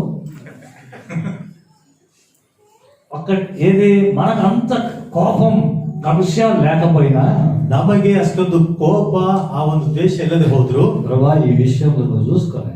ಕರ್ತನೆ ಈ ವಿಷಯದಲ್ಲಿ ನೀನು ನೋಡ್ಕೊ. మనకు తెలుసు ఆయన చూసుకుంటే ఏదో చేస్తాడని, ನಮಗ್ ಗೊತ್ತು ಅದನ್ನ ನೋಡ್ಕೊಂಡು ಏನೋ ಮಾಡ್ತಾರಂತ. అందుకని నువ్వు చూసుకో ప్రభు. ಅದಕ್ಕಾಗಿ ಕರ್ತನೆ ನೋಡ್ಕಪ್ಪ. ಸ್ವಲ್ಪ చేస్తారా లేదా? ಮಾಡ್ತಾರೇ ಇಲ್ಲ. పౌలు క్రీస్తు కోసం జీవించాలనుకున్నాడు, ಕ್ರಿಸ್ತನಿಗಾಗಿ ಜೀವಿಸಬೇಕು ಎಂಬುದಾಗಿ ಅಂದುಕೊಂಡನು.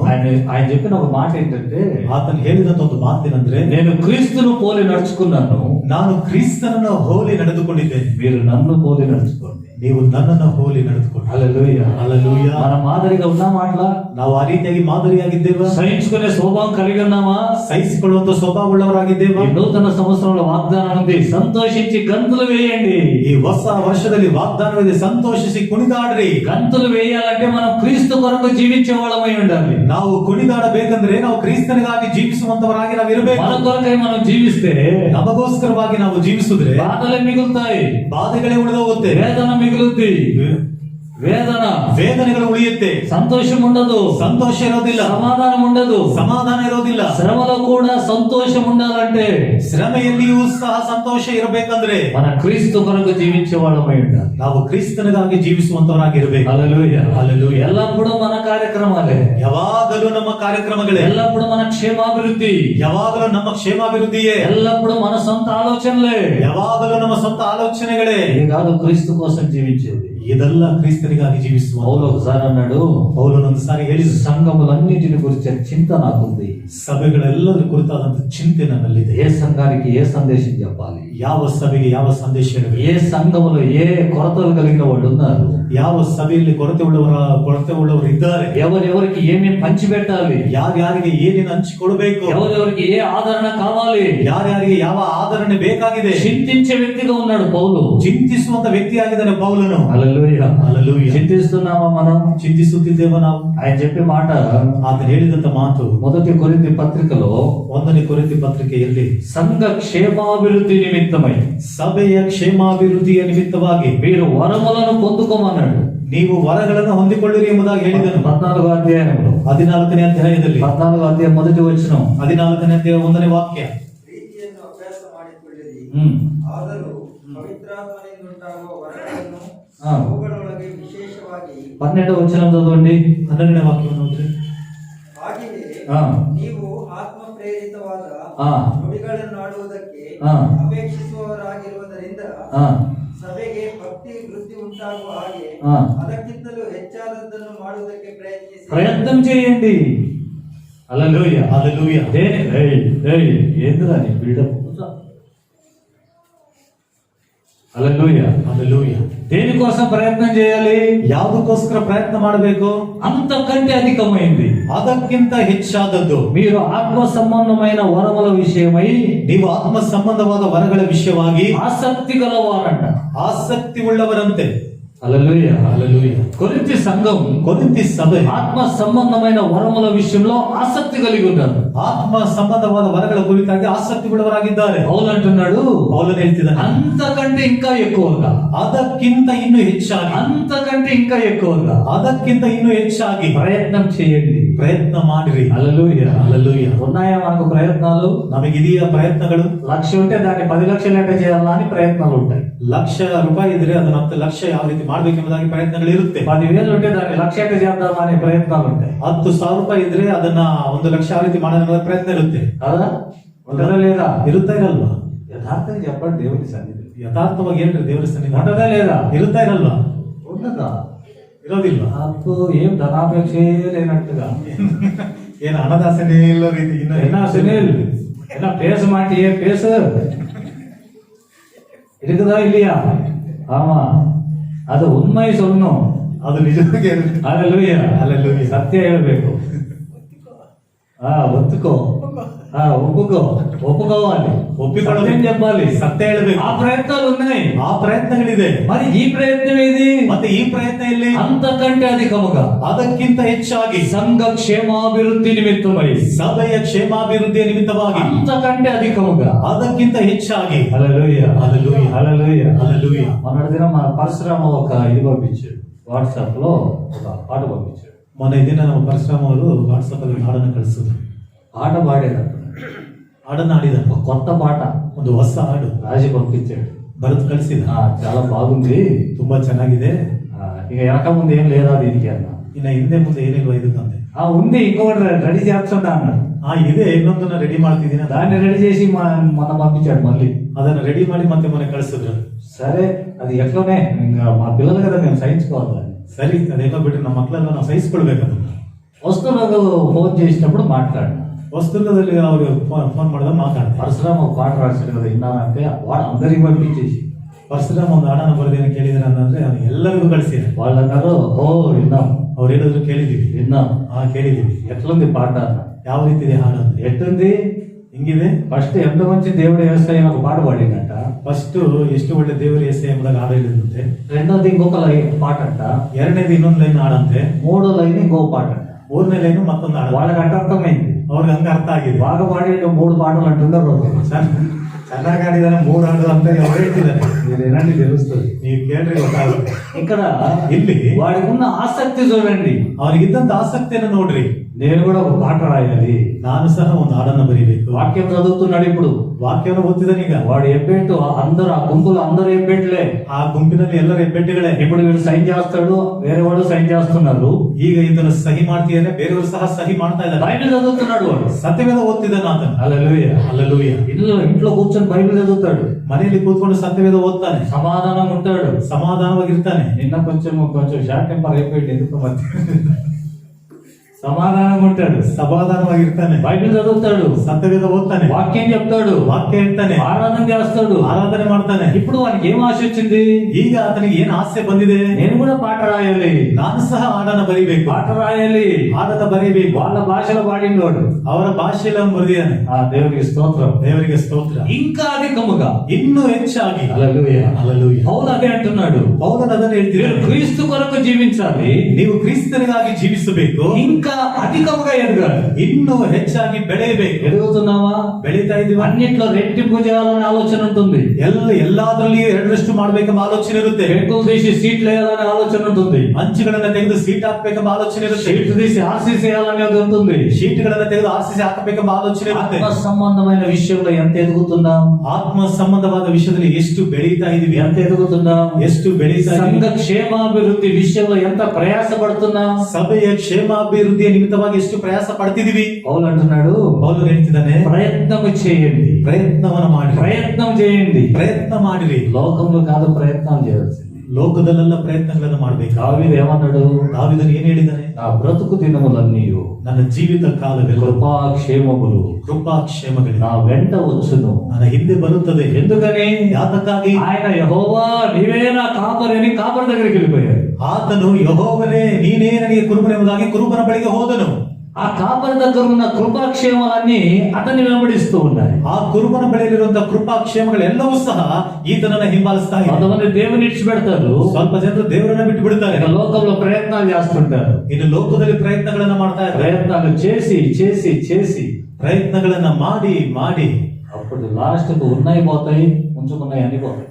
ಆಗ ಇದ್ದದ್ದು ಹೋಗುತ್ತೆ, ಇಟ್ಕೊಂಡಿರೋದು ಸಹ ಕಳೆದು అన్ని పోతాయి. ಎಲ್ಲ ಹೋಗುತ್ತೆ. హల్లెలూయా, హల్లెలూయా, హల్లెలూయా, హల్లెలూయా. ఎక్కడ ప్రయత్నం చేయాలి మనం? ಎಲ್ಲಿ ನಾವು ಪ್ರಯತ್ನ ಮಾಡಬೇಕು? ఆత్మ సంబంధమైన విషయంలో. ಆತ್ಮ ಸಂಬಂಧವಾದ ವಿಷಯಗಳು. హల్లెలూయా, హల్లెలూయా. నువ్వు మంచి పాటగాడివి, ಪಾట పాడుతున్నావా? ನೀನು ಒಳ್ಳೆ ಹಾಡುಗಾರನು, ಚೆನ್ನಾಗಿ ಹಾಡು ಹೇಳ್ತಿದೀಯಾ? ఇంకా అధికంగా ಇನ್ನೂ ಹೆಚ್ಚಾಗಿ దేవుని సంఘములో, ದೇವರ ಸಭೆ, సంఘము క్షేమాభివృద్ధి నిమిత్తమై ಸಭೆಯ ಕ್ಷೇಮಾಭಿವೃದ್ಧಿ ఇంకా ನಿಮಿತ್ತವಾಗಿ అధికంగా ಇನ್ನೂ ಹೆಚ್ಚಾಗಿ ఏదైనా చేయగలగాలి. ಇನ್ನೂ ಏನಾದ್ರೂ దానికి ಮಾಡಬೇಕು, ప్రయత్నాలు చేయాలి. ಅದಕ್ಕೆ ಪ್ರಯತ್ನಗಳನ್ನ ಮಾಡಬೇಕು. హల్లెలూయా, హల్లెలూయా. ఎవడి ప్రయత్నం చేసేవాడు? ಯಾರು ಈ ಪ್ರಯತ್ನಗಳನ್ನು ಮಾಡುವುದು? క్రీస్తులో ఉన్నవాడు మాత్రమే. ಕ್ರೈಸ್ತನಲ್ಲಿ ಇದ್ದವನು ಮಾತ್ರ. క్రీస్తు కొరకు తన జీవితాన్ని సమర్పించుకున్న వాళ్ళు మాత్రమే. ಕ್ರಿಸ್ತನಿಗಾಗಿ ತಮ್ಮ ಜೀವಿತಗಳನ್ನು ಸಮರ್ಪಿಸಿಕೊಂಡವರು ಮಾತ್ರವೇ. వాళ్ళు లోకంలో వచ్చే అవమానాలు లెక్క పెట్టరు. ಅವರು ಲೋಕದಲ್ಲಿಂದ ಬರುವಂತಹ ಅವಮಾನಗಳನ್ನ ಲೆಕ್ಕಕ್ಕೆ ತೆಗೆದುಕೊಳ್ಳೋದಿಲ್ಲ. వాడు నువ్వు ఎన్ని తిట్టినా తలగేసుకోడు. ಅವನನ್ನು ಎಷ್ಟು ಬೈದರೂ ತಲೆಗೆ ಹಾಕೊಳ್ಳೋದಿಲ್ಲ. తూ అని వేసినా తుడుచుకుని వెళ్ళిపోతాడు. ತೂ ಅಂತ ಉಗಿದ್ರು ಅದನ್ನು ಒರೆಸ್ಕೊಂಡು ಹೋಗ್ತಾನೆ. నిందించిన దూషించిన నెమ్మదిగా వెళ్ళిపోతాడు. ನಿಂದಿಸಿದ್ರು ದೂಷಣ ಮಾಡಿದ್ರು ನೆಮ್ಮದಿಯಾಗಿ ಹೋಗ್ತಾನೆ. కారణం ఏంటి? ಕಾರಣವೇನು? అతని జీవితం క్రీస్తు కొరకే. ಅವನ ಜೀವಿತವು ಕ್ರಿಸ್ತನಿಗಾಗಿ, మనుషుల కోసం కాదు, ಮನುಷ್ಯರಿಗೋಸ್ಕರ ಅಲ್ಲ. తన ఘనత కోసం కాదు, ಅವನ ಘನತೆಗಾಗಿ ಅಲ್ಲ, తన కీర్తి కోసం కాదు, ಅವನ ಕೀರ್ತಿಗೋಸ್ಕರ ಅಲ್ಲ. నన్ను గౌరవించాలని జీవించడం లేదు. ನನ್ನನ್ನು ಗೌರವಿಸಬೇಕೆಂಬುದಾಗಿ ಅವನು ಜೀವಿಸೋದಿಲ್ಲ. నన్ను తిట్టిన ఊసిన నిందించిన ఏమైనా చేయండి, క్రీస్తు సువార్త వినండి. ನನ್ನನ್ನು ಬೈದ್ರು ಉಗುಳಿದ್ರು ನನ್ನನ್ನು ಏನಂದ್ರು ಸಹ ಕ್ರಿಸ್ತನ ಸುವಾರ್ತೆಯನ್ನು ಕೇಳ್ರಿ. ఇదే ఇతని గురి. ಇದೇ ಈತನ ಗುರಿ. పౌలు కూడా ఏమన్నాడు? ಪೌಲನು ಸಹ ಏನ್ ಹೇಳಿದ? అగ్రిప్ప రాజు ముందు నిలబడి, ಅಗ್ರಿಪ್ಪ ರಾಜನ ಮುಂದೆ ನಿಂತ್ಕೊಂಡು, రాజా ರಾಜನೇ, నీవు మాత్రమే కాదు, ನೀನು ಮಾತ್ರವೇ ಅಲ್ಲ, ఇక్కడున్న అందరూ, ಇಲ್ಲಿರುವಂತ ಎಲ್ಲರೂ, ఈ సంఖ్యలు తప్ప, ಈ వేడిಗಳು తప్ప, ಬೇಡಿಗಳ ಹೊರತಾಗಿ మీరందరూ నావలే ఉండాలని కోరుతున్నా. ನೀವೆಲ್ಲರೂ ನನ್ನ ಹಾಗಿರ್ಬೇಕೆಂಬುದಾಗಿ ಇಷ್ಟಪಡ್ತಾರೆ. హల్లెలూయా, హల్లెలూయా. వీడు పీడ లాంటి వాడు. ಇವನು ಪೀಡೆ ಅಂತವನಾಗಿದ್ದ. ఉంటే ఉన్నలే, నువ్వు సువార్త అంగీకరించు, ಇದ್ರೆ ಹೇಳ್ತಿಬಿಡು, ನೀನು ಸುವಾರ್ತೆನ యేసుని అంగీకరించు, ಯೇಸುವನ ಅಂಗೀಕಾರ ಮಾಡು. పరలోక రాజ్యానికి వెళ్ళు, ಪರಲೋಕ ರಾಜ್ಯಕ್ಕೆ ಹೋಗು. ఇది క్రీస్తు కొరకు జీవించాలనే వాని తపన. ಇದು ಕ್ರಿಸ್ತನಿಗಾಗಿ ಜೀವಿಸಬೇಕೆಂಬ ಹಂಬಲ ಅದು. హల్లెలూయా, హల్లెలూయా. అందుకనే ಅದಕ್ಕಾಗಿ వాడు ఏమి చేసినా ಅವರು ಏನೇ ಮಾಡಿದ್ರು వాటిని లక్ష్య పెట్టక ಅವುಗಳನ್ನ ಗಮನಕ್ಕೆ ತಂದುಕೊಳ್ಳದೆ ముందుకు వెళ్ళిపోతా ఉన్నాడు. ಮುಂದಕ್ಕೆ ಹೋಗ್ತಾ ಇದ್ದಾರೆ.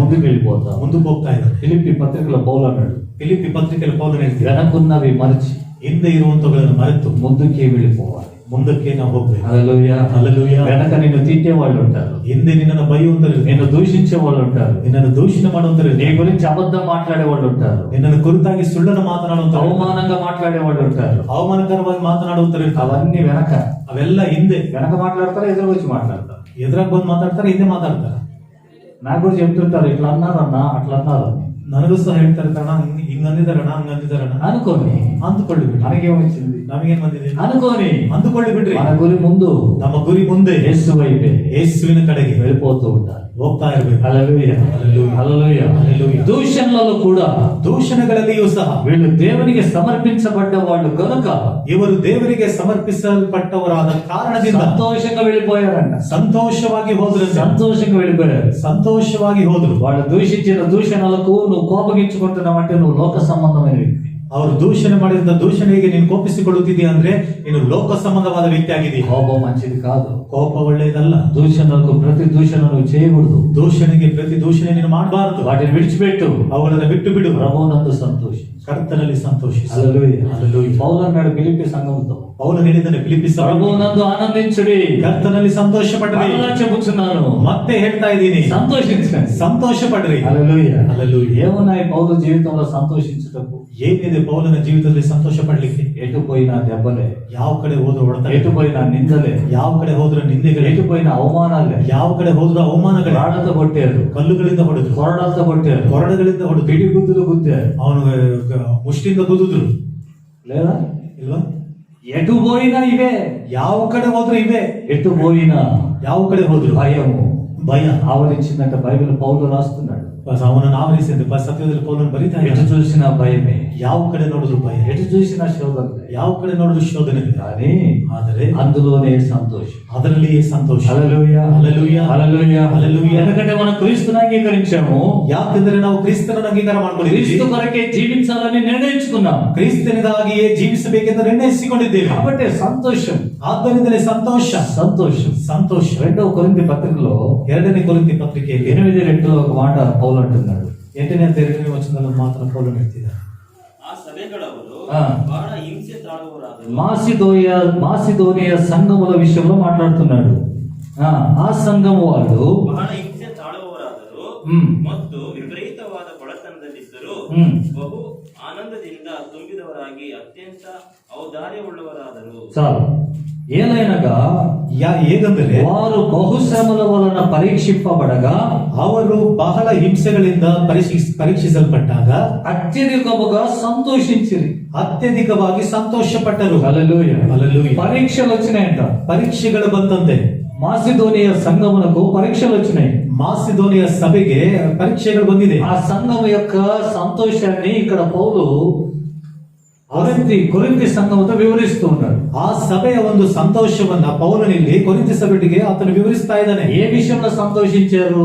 ಯಾವ ವಿಷಯಗಳಲ್ಲಿ ಸಂತೋಷ ಪಟ್ಟಿದ್ದಾರೆ? శ్రమల వలన వాళ్ళకు పరీక్షలు వచ్చినాయి, ಶ್ರಮೆಗಳ ಮೂಲಕ ಅವರಿಗೆ ಪರೀಕ್ಷೆ ಬಂದಿದೆ, శోధనలు వచ్చినాయి. ಶೋಧನೆಗಳು ಬಂದಿದೆ. వాళ్ళు ఆ సమయంలో ಅವರು ಆ ಸಮಯದಲ್ಲಿ విశ్వాసాన్ని కాపాడుకొని ನಂಬಿಕೆಯಿಂದ ಕಾಪಾಡಿಕೊಂಡು పరీక్షల్లో నిలిచి ಪರೀಕ್ಷೆಯಲ್ಲಿ ನಿಂತು శోధనలు జయించి ಶೋಧನೆಗಳನ್ನ ಜಯಿಸಿ అత్యధికమైన కృప పొంది ಅತ್ಯಧಿಕವಾದಂತಹ ಕೃಪೆಯನ್ನು ಹೊಂದಿ ఇంకా సంతోషించిరి. ಇನ್ನು ಹೆಚ್ಚಾಗಿ ಸಂತೋಷ ಪಟ್ಟರು. హల్లెలూయా. హల్లెలూయా. మనకు పరీక్ష వచ్చినప్పుడు ನಮಗೆ ಪರೀಕ್ಷೆ ಬಂದಾಗ అది అక్కడికి ఫుల్ స్టాప్ కాదు, ಅದು ಅಲ್ಲಿಗೆ ಫುಲ್ ಸ್ಟಾಪ್ ಅಲ್ಲ. దాని తర్వాత కృప ఉంటుంది. ಅದಾದ ನಂತರ ನಮಗೆ ಕೃಪೆ ಇರುತ್ತದೆ. ఏముంటుంది? ಏನಿರುತ್ತೆ? అపారమైన దేవుని కృప ఉంటుంది. ಅಪಾರವಾದ ದೇವರ ಕೃಪೆ ಇರುತ್ತೆ. హల్లెలూయా, హల్లెలూయా. హల్లెలూయా. పిల్లల గురించి ಮಕ್ಕಳನ್ನು ಕುರಿತಾಗಿ మనం ఎట్లా చేస్తాం? ನಾವ್ ಯಾವ ರೀತಿ ಮಾಡ್ತೀವಿ? మామూలుగా ఆడుకుంటున్నారు, మనం మామూలుగానే ఉన్నాం. ಅವರು ಮಾಮೂಲಾಗಿ ಆಟ ಆಡ್ಕೊಳ್ತಿದ್ದಾರೆ, ಮಾಮೂಲಾಗಿ ఏదైనా తప్పు చేసి ಏನಾದ್ರು ತಪ್ಪು ಮಾಡ್ತಾರೆ, కొట్టి ಹೊಡೆದು ఏడిపించి ಅಳಿಸಿ తర్వాత ఏం చేస్తాం? ಅದಾದ ನಂತರ ಏನ್ ಮಾಡ್ತೀವಿ? అక్కడ ఆడుకుంటే వాళ్ళని ఎత్తి పైన వేసుకోం. ಅಲ್ಲಿ ಆಟ ಆಡ್ತಿರೋನ್ನ ಎತ್ಕೊಂಡು ನಮ್ಮ ಮೇಲೆ ಹಾಕೊಂತೀವಿ కాదా? ಅಲ್ವಾ? హల్లెలూయా. ಹల్లెಲೂಯಾ. ಶಿಕ್ಷೆ అక్కడ శిక్షించబడ్డాడు, ಅಲ್ಲಿ ಶಿಕ್ಷಿಸಲ್ಪಟ್ಟಿದ್ದಾನೆ. తర్వాత వాడికి దొరికే ఆదరణ స్పెషల్. ಅದಾದ ನಂತರ ಅವನಿಗೆ ಸಿಗುವಂತ ಆದರಣೆ ಅದು ವಿಶೇಷವಾದದ್ದು. అర్థమైందా లేదా? ಅರ್ಥವಾಯ್ತಾ ಇಲ್ಲ? హల్లెలూయా. హల్లెలూయా. మీ మకాలు చూసి అర్థమైనట్లేదు. ನಿಮ್ಮ ಮುಖಗಳು ನೋಡಿದ್ರೆ ಅರ್ಥವಾದ ರೀತಿಯಲ್ಲಿ ಇಲ್ಲ. అర్థమైందా నిజంగా? ಅರ್ಥವಾಯ್ತಾ ನಿಜವಾಗ್ಲೂ? హల్లెలూయా. హల్లెలూయా. అలాగే ಹಾಗೆಯೇ శ్రమలలో పరీక్షించబడిన తర్వాత ಶ್ರಮೆಗಳಲ್ಲಿ ಪರೀಕ್ಷಿಸಲ್ಪಟ್ಟ ನಂತರ ప్రభు యొక్క కృప మన పైన విస్తారముగా ఉంటుంది.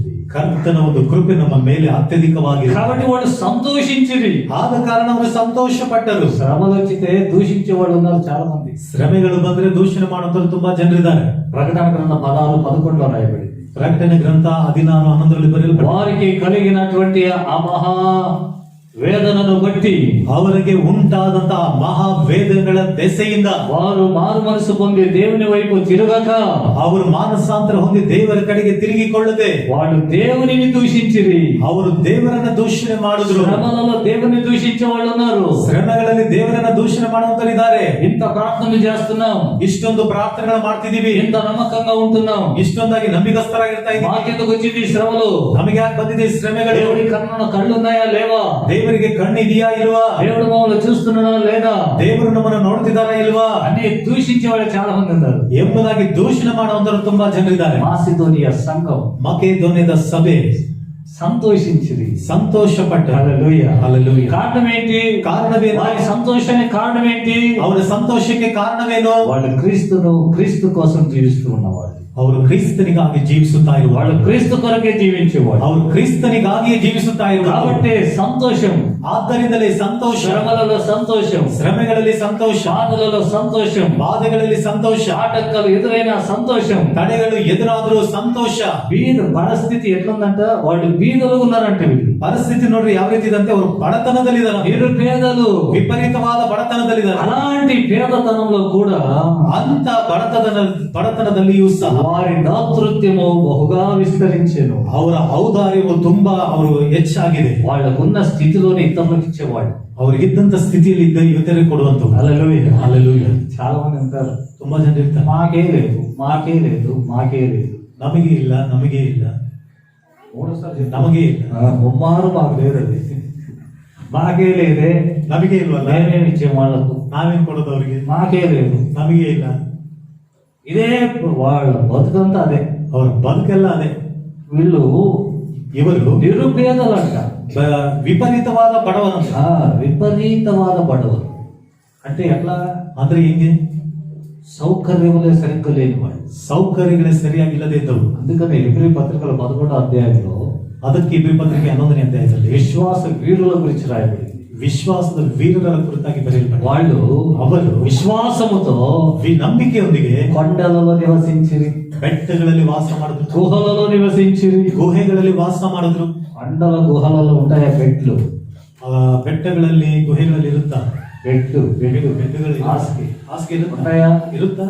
అక్కడ కూడా జీవించారు, నివసించారు. ಅಲ್ಲಿಯೂ ಸಹ ಅವರು ವಾಸ. పరిస్థితులు ఎలాగున్నా పర్లేదు, ಪರಿಸ್ಥಿತಿಗಳು ಯಾವ ರೀತಿ ಇದ್ರೂ ಪರವಾಗಿಲ್ಲ, విశ్వాసాన్ని కాపాడుకోవాలి, ನಂಬಿಕೆಯನ್ನು ಕಾಪಾಡಿಕೊಳ್ಳಬೇಕು, క్రీస్తు కొరకై జీవించాలి ಕ್ರಿಸ್ತನಿಗೋಸ್ಕರ ಜೀವಿಸಬೇಕು అని తీర్మానించుకున్న వాళ్ళు. ಎಂಬುದಾಗಿ ತೀರ್ಮಾನಿಸಿಕೊಂಡವರು. కాబట్టి సంతోషంగా ఉన్నారంట. ಆದ್ದರಿಂದಲೇ ಸಂತೋಷವಾಗಿದ್ದಾರಂತೆ. ఈ దినాలు 3 పూటలు ఉంటాయి. ಈ ದಿನದಲ್ಲಿ 3 ಹೊತ್ತು ಇರುತ್ತೆ. ఒక్క పూట లేని వాళ్లకు ఇవ్వలేదు. ಒಂದು ಹೊತ್ತು ಇಲ್ಲದಿದ್ದವರಿಗೆ ಕೊಡೋದಕ್ಕಾಗಲ್ಲ. నెల రేషన్ స్టాక్ ఉంటది ఇంట్లో. ತಿಂಗಳ ಒಂದು ರೇಷನ್ ಶೇಖರಣೆ ಆಗಿರುತ್ತೆ ಮನೆಯಲ್ಲಿ. ఆ రోజుకు వాళ్ళకి ఆహారం ఉండదు, ಆ ದಿನಕ್ಕೆ ಅವರಿಗೆ ಆಹಾರ ಇರೋದಿಲ್ಲ. అలాంటి వాళ్ళకు ఇవ్వడానికి చేతులు. ಅಂತವರಿಗೆ ಕೊಡೋದಕ್ಕಾಗಿ ಕೈ ಬರೋದಿಲ್ಲ. ఇది క్రైస్తవుడి స్వభావం కాదు. ಇದು ಕ್ರೈಸ್ತನ ಸ್ವಭಾವವಲ್ಲ. క్రైస్తవుని స్వభావం ఏంటి? ಕ್ರೈಸ್ತನ ಸ್ವಭಾವ ಏನು? నిరుపేదలైనను ವಿಪರೀತವಾದ ಬಡವರಾದ್ರು మరి ఒకరికి ఇచ్చేవాళ్ళుగా ఉన్నారు. ಮತ್ತೊಬ್ಬರಿಗೆ ಕೊಡುವಂತವರಾಗಿದ್ದಾರೆ. హల్లెలూయా, ಹಲ್ಲೆಲೂಯಾ, హల్లెలూయా, హల్లెలూయా. పౌలు చేతికి, పౌలు యొక్క పరిచర్యకు ఎంతో సహాయపడ్డారు. ಪೌಲನ ಒಂದು ಸೇವೆಗೆ ಅವರು ಸಹಾಯ ಮಾಡಿದ್ರು. ఎంతో సహాయపడ్డారు. ಎಷ್ಟೋ ಸಹಾಯ ಮಾಡಿದ್ರು. ఎవరు? ಯಾರು? నిరుపేది. ವಿಪರೀತ ಬಡವರು. విపరీత పడవ. ఆ పదవుడు విపరీత పడదు. ವಿಪರೀತವಾದ అంటే వాళ్ళు ఎంత ఇచ్చింటారు? ಅಂದ್ರೆ ಅವ್ರು ಎಷ್ಟು ಕೊಟ್ಟಿರ್ತಾರೆ? ఫలానా వాళ్ళు 1000 రూపాయలు రెసిప్ట్, ಇಂಥವ್ರು 1000 ರೂಪಾಯಿ ಕೊಟ್ಟಿದ್ದಾರೆ ತೊಗೊಳ್ರಿ ಚೀಟಿ. అట్లాంటి రెసిప్ట్లు ఉన్న అది సంఘం కాదప్పుడు. అది ಅಂತ ಒಂದು ರಿಸಿಪ್ಟ್ ಇದ್ದಂತ ಸಭೆ ಅಲ್ಲ ಅದು.